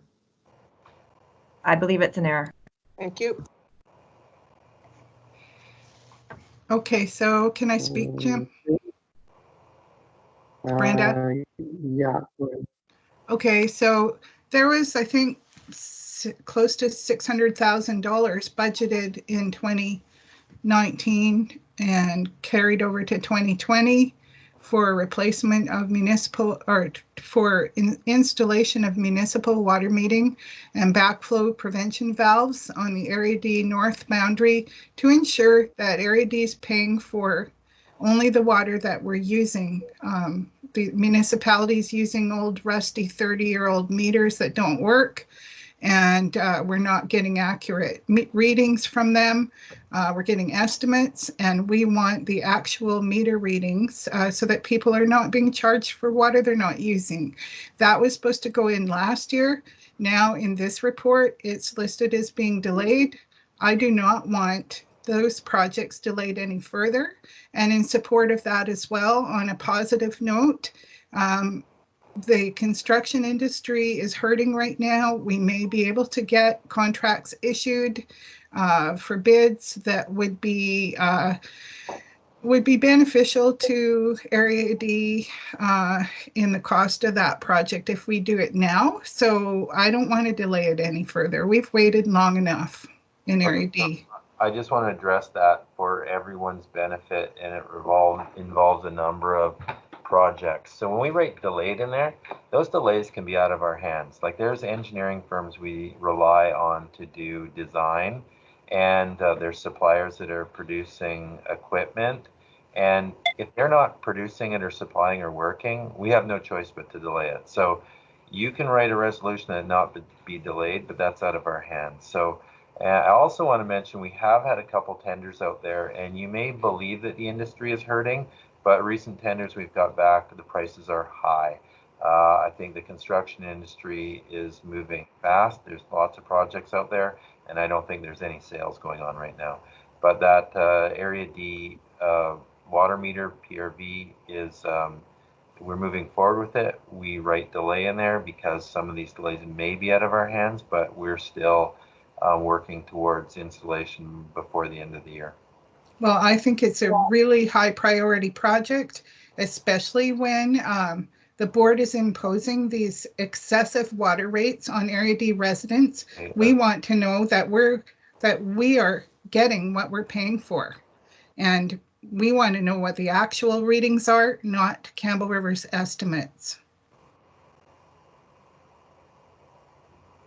Okay, and okay, so I don't have chat here. I can't tell who wants to speak. Okay, nobody's on the list, and the report was just for receipt. And this was the this was the financial impacts of, no, this was, yeah, right? Impacts of COVID-19 electoral areas. Correct. Correct? Correct. Number 6. It was just receipt of the report. Okay. Any further discussion, comment? Seeing none, forget about your chat for a minute, guys. 'Cause I don't have it. Okay, so seeing none. Otherwise, all those in favor, opposed, carried. Proposed grants and aid financial assistance policy. Given the nature of the agenda and the time, I'd like to suggest that we defer this to the next meeting. Yeah, this is just the policy, right? I mean, I'm happy to get into it. I just think we need some lunch and there's some actual bylaws in front of us. Yeah, I agree. Okay, so motion to defer or to, defer to the next meeting. Yeah. Seconder, seconder to defer. We don't have a seconder yet. Mr. Chair, I sent in a Okay, no motion. seconder. Okay, well, like I said, I don't have it, so if you have it, maybe you could. Edith has it. I sent it yesterday. First of all, we did not get a seconder on the motion, so it will not move forward. The deferral at this time. I would move, first of all, did we receive the report? Gerald made a move to receive the report. Second. Okay. Vote on receipt. Okay. I've asked to speak, Mr. Chair. Okay, Gerald, go ahead. Thank you. So on this particular item, I would like to make a motion that we bring back or have staff bring back a report regarding the creation of a grant and aid service for electoral areas. So after we receive this, if I can make that recommendation. Okay, so Thank on you. receipt, first of all, get that out of the way. All those, anybody opposed? Seeing none, because I can't see anybody. All those in favor, or sorry, we're going to move forward. Go ahead, Gerald. Thank you. Edith has this. I move that staff bring back a report regarding the creation of an electoral area grant and aid service for those electoral areas that desire to participate. And if someone would second that, then I have a couple. Second. Second. Thank you. Mr. Chair, this would be somewhat similar to our contingency funds arrangement where we would have separate contributions for each electoral area director that would occur during the budget process as always. We'd have regulations in this bylaw to prevent any electoral area from having expenditures greater than their own contributions. And thirdly, that the regulations would also have some stipulations so that the electoral area surplus at the end of the year is rolled over to the next year exclusively for that electoral area that deposited it. So Tom and our CAO could figure out how this would work and they could bring us back a report on what might be suitable there. Okay, and I'd like to speak. Next meeting, maybe what are you talking about? As soon as possible. When it's ready. Okay. Moved and seconded, discussion. I have something to say. Brenda. Okay. In the Comox Valley, the 3 electoral areas down there set up a joint electoral area grant and aid function where they all pool their resources and they have meetings and they determine who's giving how much to whom. And they really streamline, although each electoral area has their money accounted for distinctly in that bylaw in the Comox Valley, we can at least meet and say that one director is giving money to the Campbell River Museum and then I'm giving money to the Campbell River, but I don't really know what other electoral areas are thinking or doing. We can coordinate the grants being directed by having the 4 of us sit together and discuss, how much and where is it going. And I think it would really take a lot of dissension away at the board when when electoral directors feel that we're really being pushed around by the municipalities trying to control and the administration trying to control. Point of order. We need to have our own distinct service. And we need to have some control over our constituents' dollars. If I may interrupt as the chair. A motion has been made to bring back a report. To bring back a report. So you're in support of that. Yeah, because it helps coordinate. The report. We do not need to develop the report today. Okay, no. So it's been proposed that it go off to staff for a report back to electoral area services. That's a motion. Question. What's the disposition of that motion? May I speak to the motion, please? Yes, you may. I'll be speaking in opposition to this motion for two reasons. I have found the full board often a fairer place for a lot of these discussions to take place, and I want to have these grant and aid discussions remain with the full board. Secondarily, it delays further this matter around how to improve the grant and aid process for fairness. If we're to create a service that is a multi-month process at best, and we constantly have grant and aids coming forward that the board is increasingly uncomfortable with. I think that if this committee wants to recommend creating a grant and aid service for the electoral areas, I don't see myself supporting it. However, if that is to happen, I think that would be wise to happen after an amended policy so that in the interim, the board could have greater comfort with the grant and aids coming forward. We have one right now. I will have some next month, etc., that speak to accountability. I do not support many of the provisions in the existing suggested policy for many reasons that I got into and happy to get into again, but I do not think this is the right approach at all. Okay, thank you. Any further comments? Gerald has a question. Gerald. Thank you, Mr. Chair. Yes, just to note that in my motion, it stipulates that if Area B or any other area does not wish to participate, they're free not to. This is not compulsory for anyone, but for those of us who do, we should have the freedom to do as we would like. Okay, thank you. And I would just like to reiterate that this service works very well in the electoral areas in the Comox Valley. And they are the only people voting on their grants and aid. Okay, thank you. That can be passed on to staff for their report. Is there any further new information to come forward? Okay, so all those in favor of the motion that Gerald made? Opposed? In favor. In favor.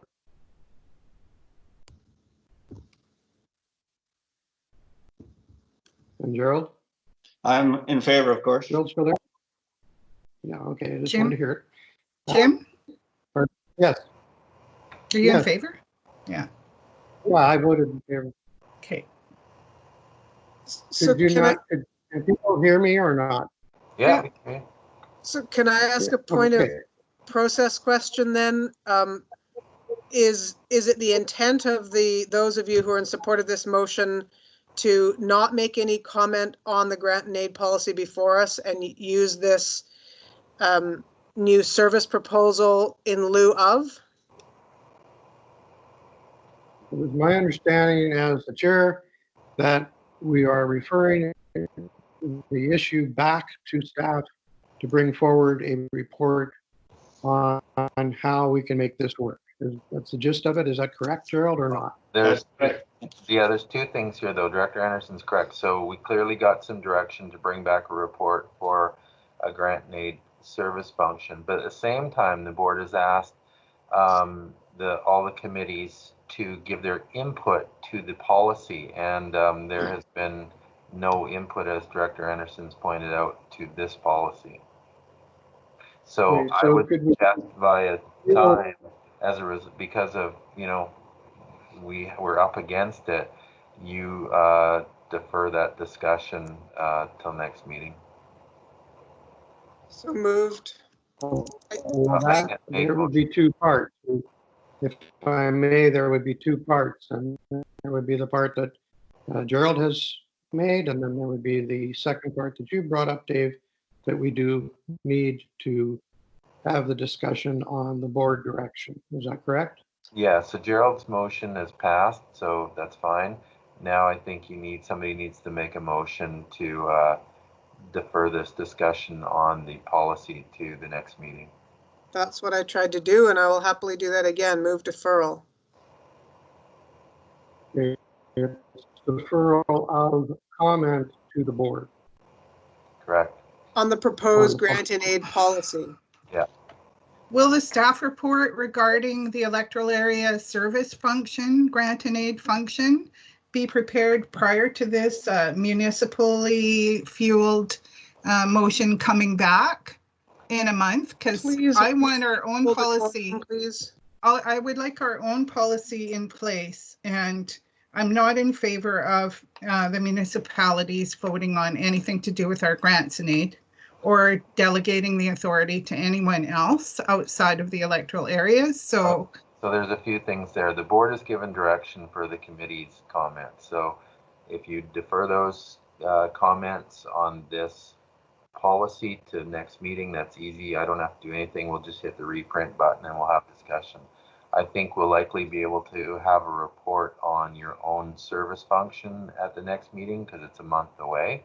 So I wouldn't suggest creating your own policy before you have your own service function, though. That would seem to be a little presumptuous and potentially a waste of time.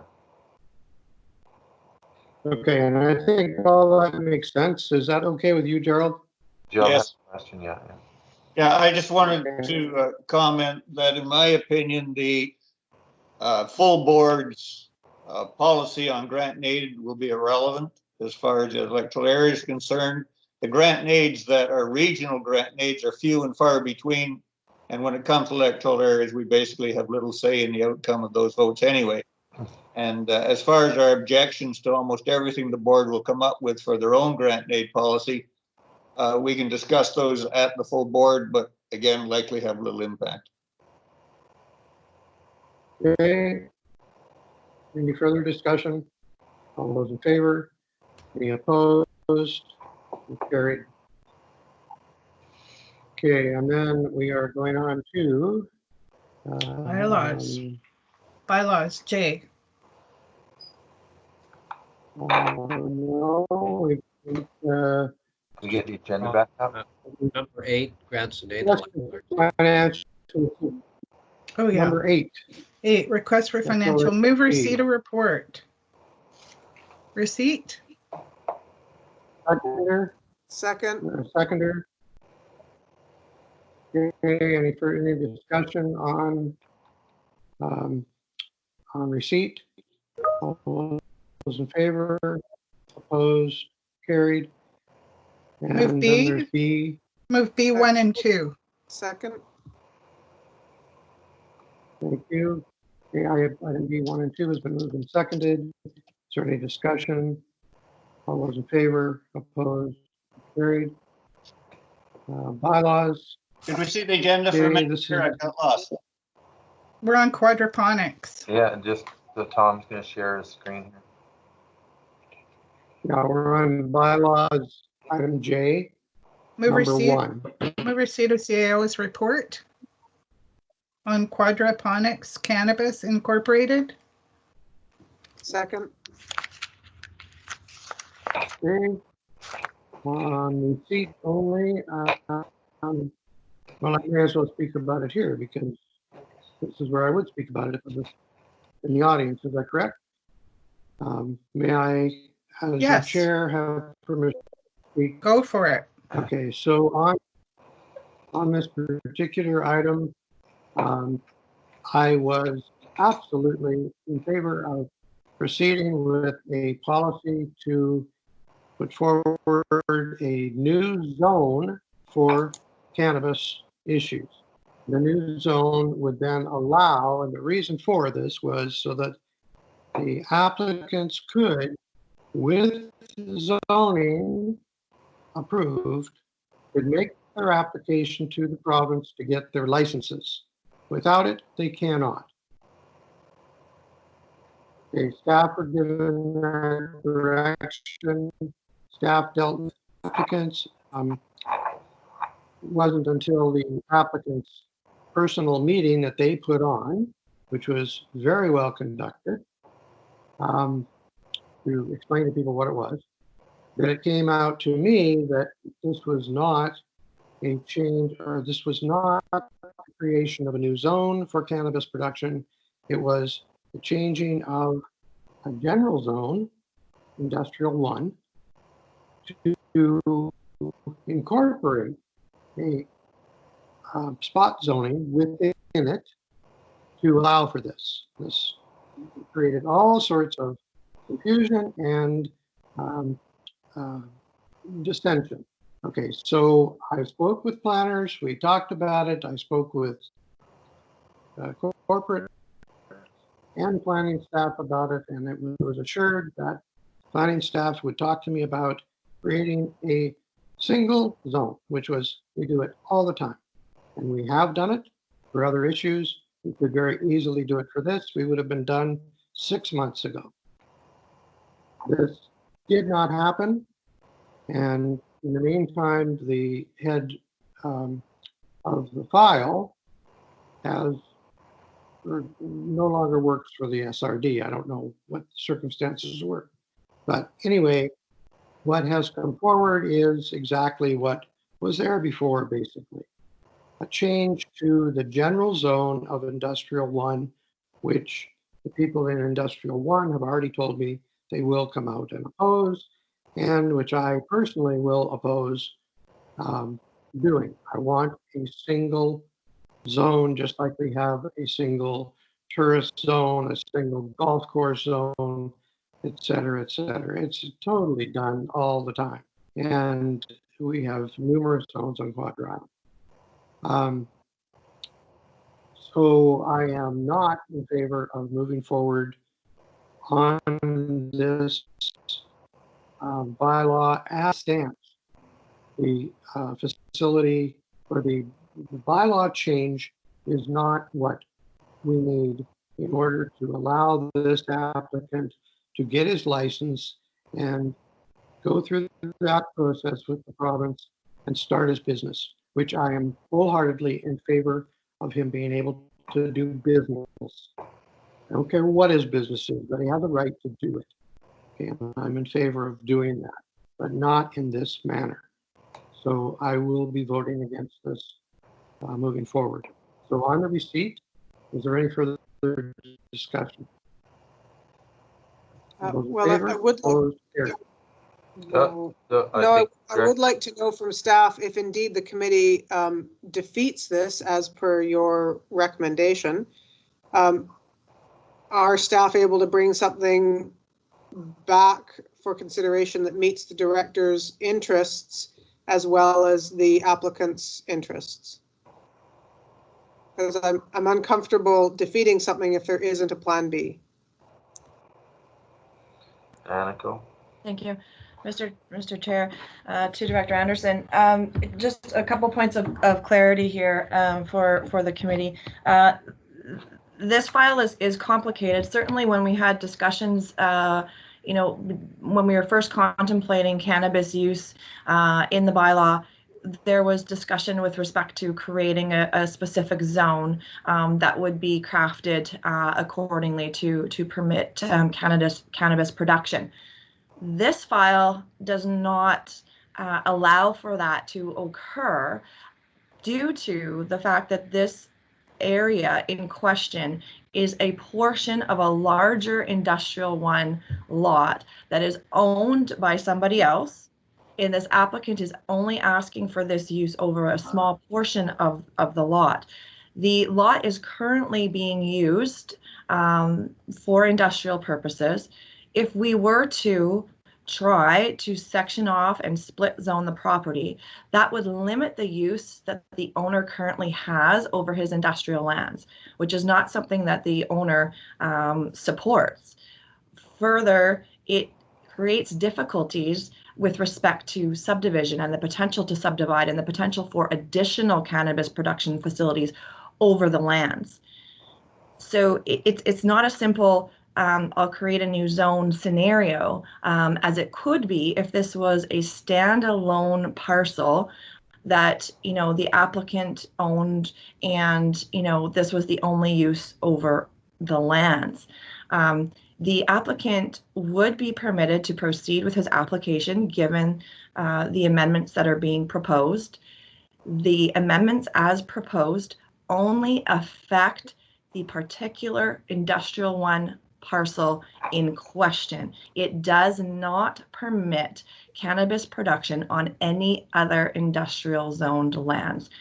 Any new applications that are to come forward to the regional district would require a full rezoning process and maybe an OCP as well. So what we've done here is we've crafted the bylaw to ensure that it contains all of the legal requirements to permit cannabis production and retail sales or not permit. What we've done here is provided recommendations to ensure that new applications would be considered on a case-by-case basis and not have implications over additional lands currently zoned, whatever that might be, you know, at that time, you know, industrial zone lands. This only affects the existing parcel. It only allows for the use as currently contemplated. And we believe that this is the best method to proceed with the application at this time. Thank you. And if I may, as the director for the area, I will first of all say that with respect to the planning department and planners within it, it was a very difficult situation to look at. It does have possibilities within it, but it does not meet the requirements of what the population is going to want to see in order for this to be able to go through.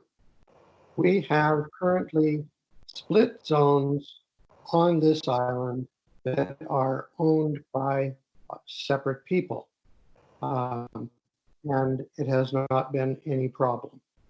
So, you know, some of the arguments are just being sort of falling off the table here. The main concern that I have is that after having a meeting with corporate and planning staff together on this issue, directing planning staff to meet with me about this, there's not been one single word of discussion about how to move forward on this issue. In my opinion, we cannot move forward in this situation as it's presented. I absolutely am in favor of moving forward on this particular application as soon as possible and held up. And now we've got other things holding it up, including staff changes, COVID, et cetera, all kinds of things. I would like to see it resolved, and I would like to see a very simple solution brought forward. That's all I ever asked for, and that's what I was led to believe from day one that staff were pursuing. And it was not until I was put before the public at the public meeting that was held by the applicant. It was not until that time, which was many months into the application, that I was told that we were going to come a completely different direction than what had been talked about.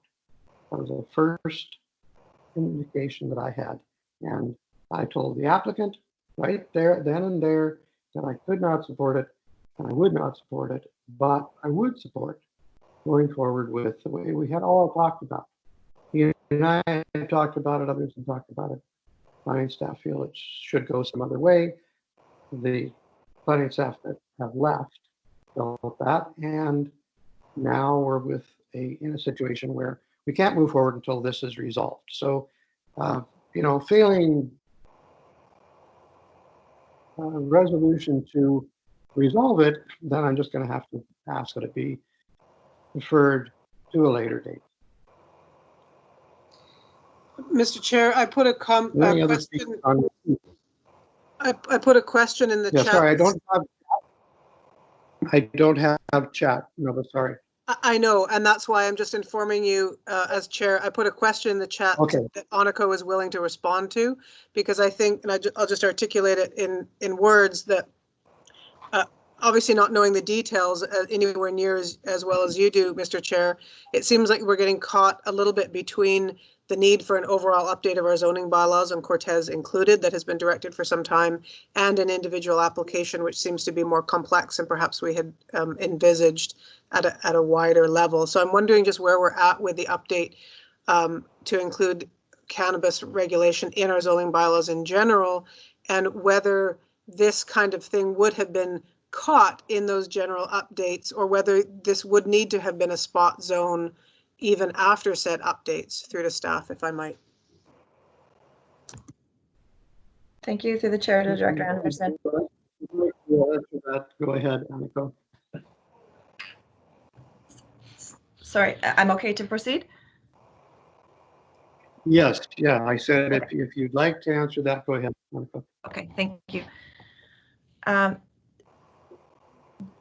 Prior to contemplating the necessary amendments that were specific to the application, staff took the zoning bylaw as a whole and put forward recommended amendments to be considered prior to giving considerations that were needed for the application itself.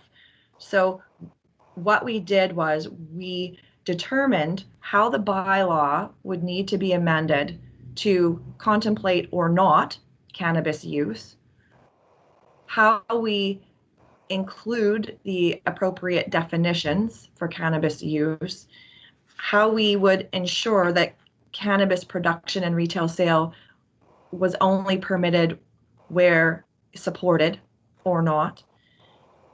And then once that was done, we looked at the individual application. Surely when we first looked at this as a whole in general for any zoning bylaw, any OCP, we wanted to give consideration to creating zoning that would be specific to cannabis use. We have no issue with creating split zone parcels, although not always favorable. We do it. The issue here is with respect to ownership and existing use over the lands. If we were to take this portion of the parcel and split zone it and create a new zone that only allows for cannabis use, that limits the uses that the owner currently has over his land, and he is not in favor. So it was very difficult for staff to come up with a method that would allow both cannabis use and allow the uses currently occurring on the parcel and those that the owner would like to continue to have, or additional uses that he would like to have over those lands. There was not another option unless we wanted to create a cannabis zone that then allowed for all the other uses that the owner still wanted to take place over the parcel. I believe that we have taken a thorough look at the bylaw and have addressed the requirements in general for cannabis production and retail sale, and then taken the next step to then address the proposal before us. Thank you. Gerald has a question. Okay, and I'd just like to say, very quickly, thank you, Aniko, for that. And I, cannot disagree with the fact that you and your department did a thorough review of what could and couldn't be done and what was the best way to proceed. And you came up with this under these difficult situations. I believe there has been a major impediment placed in front of you, and that is split ownership. And that is where the problem lies, and perhaps the problem could have been alleviated by not accepting an application on one piece of land that is not owned by that person for a use that is not supported by the other owner of the, or the actual owner of the piece of land. So, you know, I believe there's been some things going on behind the scenes here that neither staff nor politicians nor public nor applicant necessarily have really all been able to get their heads around, and it's been a very difficult review. So I would just suggest that there needs to be some work done on this particular file in order to make it work for the applicant, work for the owner, and work for the community, which is what I represent. Okay, I don't represent one industrial use owner. I represent the whole community. And, I would just like to see this resolved. And if the only way we're going to do it is to refer it back for that discussion that includes the director for the area, then I don't see any other way of doing it. I'm sorry. After we vote on receipt, Well, this is I'd like to vote on receipt. Then I'd like to refer it back to staff.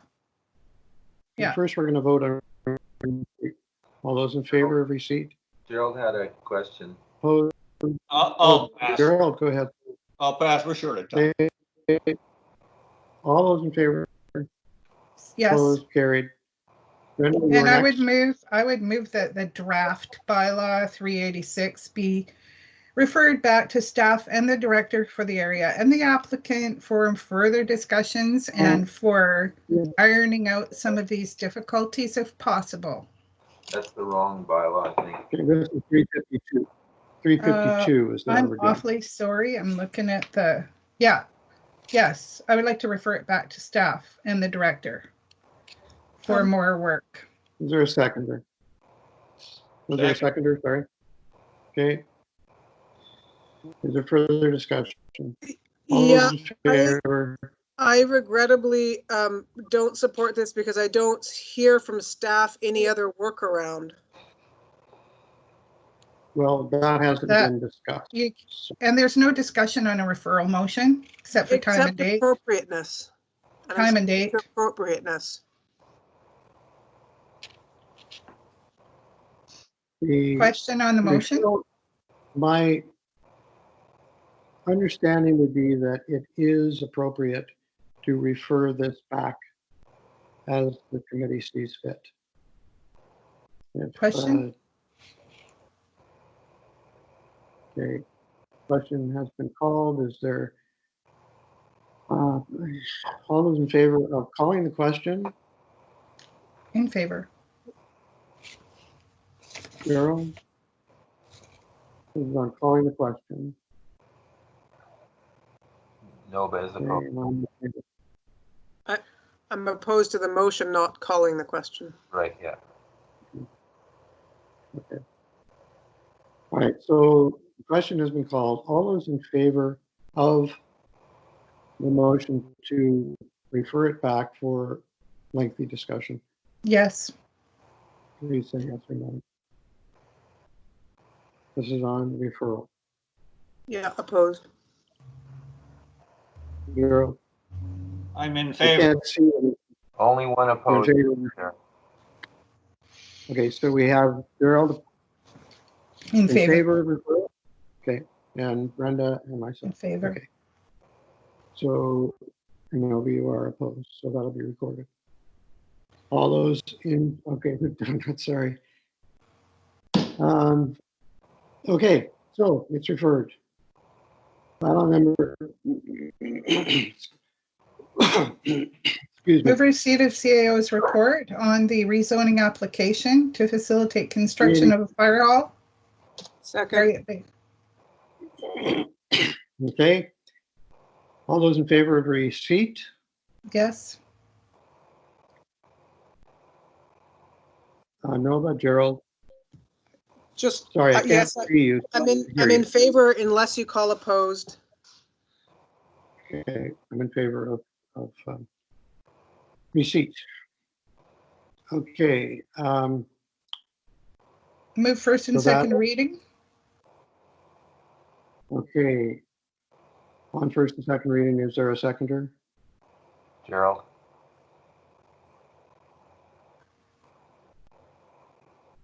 Gerald second. Gerald? Yeah. Okay, thank you. Okay, I thought you were telling him to say No. something, but he didn't. No, Okay, thank you for repeating for me. Being my eyes. Okay, so on first and second reading, it is passed. On C, I'm not in favor of C, of waiving any public hearing, so I'll be voting against it if anyone moves C. I don't have a mover for it. So Motion. Gerald has, Mr. Chair, Gerald has a motion. I think everyone can, Edith got it up. Everyone except me. What is the motion? Sorry, Edith got it up on her screen here now. The public hearing be deferred until COVID-19 has abated. Second. Okay. Moved, seconded, and discussion. Nova? Thank you. I can't support this motion because I have no idea when that will be. Some health officials and senior government officials are saying we could be in this for a couple of years. I don't think it's responsible to defer business that long.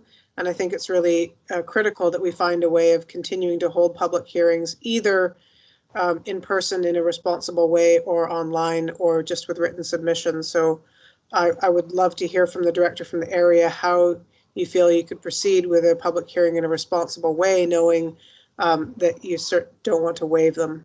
Thank you. Okay, and thank you for that request. I personally am opposed to waiving the public hearing for all the reasons that I've stated throughout. This is a democracy issue. It's a matter of people being heard. I realize it seems like a small deal. It's a fire hall that's nearby another fire hall that's going to be torn down, but it's right in the middle of a residential neighborhood. And I would love to say absolutely, because these people support us. They risk their lives for us. And I have always supported the fire department 100%.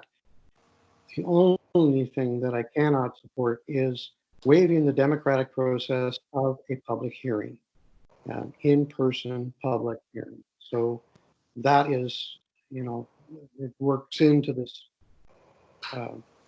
opposition, but that's my reason for opposing it. I believe that the COVID issue could be resolved quicker than we think as far as public hearings go, but I'm not going to get into that part of it. I'm just saying that from a democratic point of view, I have to oppose this waiving of a public hearing. So clarity, voting against it. Clarity, Mr. Chair, the motion that's on the floor is not the one in the agenda. It's one that Director Wally moved, and that's that the public hearing be deferred until the COVID-19 pandemic has abated. And my question to you as director of for the area is, do you support indefinite deferral based on abatement of COVID, or do you want to find some COVID friendly way of having a public hearing either online or in a physically distanced way in person? Okay, and I appreciate that. I thought I was answering that in my original comment, and that is that either way, it amounts to the same thing. The COVID issue may be the deciding factor, it may not be the deciding factor. If COVID disappeared tomorrow, I would still be opposed to Waiving. waiving the public hearing. In person. Waiving is not what I said. Yeah. In-person public hearing. Okay, so I would not support that. So if you want to defeat the one that's there and make another one, that's fine with me, or I'll just go along with this one and it will still take care of my concern of waiving a public hearing that the public has a right to be at. But Mr. Chair, what I'm concerned with is that this might put off your public hearing indefinitely, whereas if you think this won't be a very well attended public hearing and there's a way of doing it in person in a responsible manner, in a big space, spaced out, would you like to proceed that way? Mr. Chair, point of order. I believe that Director Wally's motion to move that a public hearing be deferred until COVID-19 has abated negates the necessity of C. It's saying that we're going to have a public hearing. Director Anderson, you don't know when the COVID crisis will be over. It could be over at the end of next week. We're down to 7 cases all across the province. So, and we're not a business, we're a public democratic service, and we have to wait until we get the green light from the chief medical health officer. So no amount of, no amount of debating is going to change the public health officer's conclusions. And Gerald's motion says we're having a public hearing on this one and deferred it until after COVID-19 has abated. And that should be the end of it. We already discussed this whole thing earlier in our COVID response. So I think we should just move on. Could I ask for direction from our CAO and our CO? Can an amendment be made to this to just chop off the COVID part and say that we're recommending that the public hearing requirement not be waived? Does that change it too much? Well, it's Director Wally's motion, so if Jim... Sure, I don't care. It's Jim's area. Okay, I support that until and that the public hearing, the amendment would be, and that the public hearing requirement not be waived.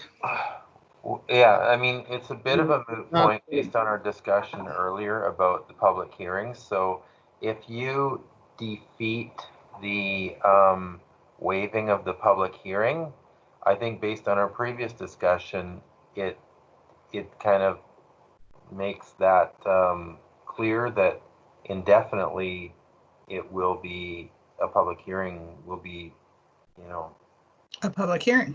Yeah, I mean, so from what I heard, the area director doesn't support public hearings during this period. So if you waive it, there doesn't seem to be that there's going to be a public hearing until further notice. So I just think if you defeat the waiving of the public motion, it will solve all those issues. Okay, so the gist of, just to be clear, the gist of my concern is the waiving of a public hearing in a public process for rezoning. So all I wanted to do is say I do not support the waiving of a public hearing, period. That's it. Right, so just defeat the last motion there, and because the recommendation is to waive public hearing. Okay, so then that would... I can withdraw my motion. Yeah. Okay, let's go. Your motion, Mayor? So I move C so we can defeat it. Yeah, so call the question on C. Second on, is there a seconder? Is that the Second. way to do it, Dave? Yeah, Gerald seconded it. All those in favor? So, Okay, all those in favor? I'm opposed. Opposed. so it's defeated. Okay, then defeated. So then, Tom or Dave, does that require us to make a further motion to say that public hearing shall not be waived, or does this do it? Well, you just I think didn't support waiving of it. Oh, sorry. I think you just did that. Yeah, I do too. Okay, so just by saying you don't support it, I think that's obvious, yeah. so then it's a given. The public hearing will not be waived according to what we just said. Right. Correct? Yeah. Okay. So then we're done. Did we take a vote on that, Tom? Yeah, we did. You We did. And it's defeated. It defeated, yeah. All right. And then onward to everything else. Under Down to sorry, Yes. director's director's report. report. That's right, library. Mr. Chair, in interest of time, because we've only got about 15 or 20 minutes before the board starts, I will request that the board chair let me make this report at the board under new business or director's report. I'll just Thank you. withdraw it from here. And then there's new And- business. You've got Moving recovery safety plan, or I've got recovery safety plan. I would like under new business that staff consider formulating a recovery and safety plan for all public functions sponsored by the SRD. And that's relating to COVID. Like, Okay, is there a Yeah. seconder? Is there a seconder? Hearing none, we'll move on. I have an item of new business, Mr. Chair. Okay, you had one, Gerald, that's right. Thank you. Yes, this is about Sayward Economic Development. It's a service in Area A. This has really nothing to do with economic development. It's a service to accumulate funds to maintain a local internet server. But now that TELUS has bought out our ISP, this service may be redundant. So I would move that staff bring back a report investigating if there's a need to continue with this service. And I put it on chat. second. Okay, all those in favor? Opposed? Carried. Thank you. ESA development permit. Okay, so move receipt of the CAO's report on the Fermento DPA permit application. Okay, on receipt. Was there a seconder? Sorry. There was a seconder. Actually, we should have moved to consider the addendum first and voted on that, but it's okay. You got me. Motion to, I'm sorry. I would move motion consideration to to the agenda. Second, All those in favor? Opposed? Carried. then receipt of the Fermento report. Second. And Moved and seconded, CAO's report. Any comment? yes, this is popped up. It's a significant application environmentally. I would like to refer the application to both my Area D APC and to, I would also like to refer it to the DFO in Campbell River, to Stacy Larson, who's completely familiar with Stonefly Creek and can give us better information than the one in the report. Part is all we need. So, but I Do we have a recommend referral? subsequent to, there's a motion to receive on the floor, and then after that, I think a subsequent would be in order to, Okay, as Director has indicated. Receipt? okay, Motion, so all those in favor? in favor, Any opposed? Moving on, B. move to refer to Area D's APC and to Stacy Larson at the Campbell River Fisheries Office regarding you. Stonefly Seconder. Creek. Seconder? Can we just not have individual staff names in it? I'm more than happy to support it if it's just DFO Campbell River. Well, I'd specifically like Stacy Larson because she was a field officer working on Stonefly prior to becoming a public communications officer now. So she has intimate knowledge of Stonefly Creek and the area. So I want Stacy I think Larson that to be referred. Okay, the reality is, Brenda, if you refer it to Glenroe, they will refer it to whoever But is I would supposed to like deal with it. Stacy Larson to get the application because she has the knowledge of stonefly. We don't have that authority, really, so. I think that it would be ridiculous to refer it to anyone else that doesn't know the creek. We refer it to organizations. We don't have the authority to direct it. Okay, I'll phone Stacy and ask her to look for it then. Refer it to DFO in Campbell River, Okay. Fisheries in Campbell River.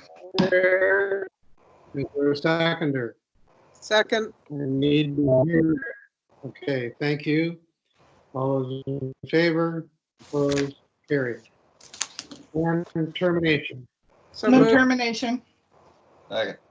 All those in favor, opposed, thank you. I'm very sorry for the technical difficulties.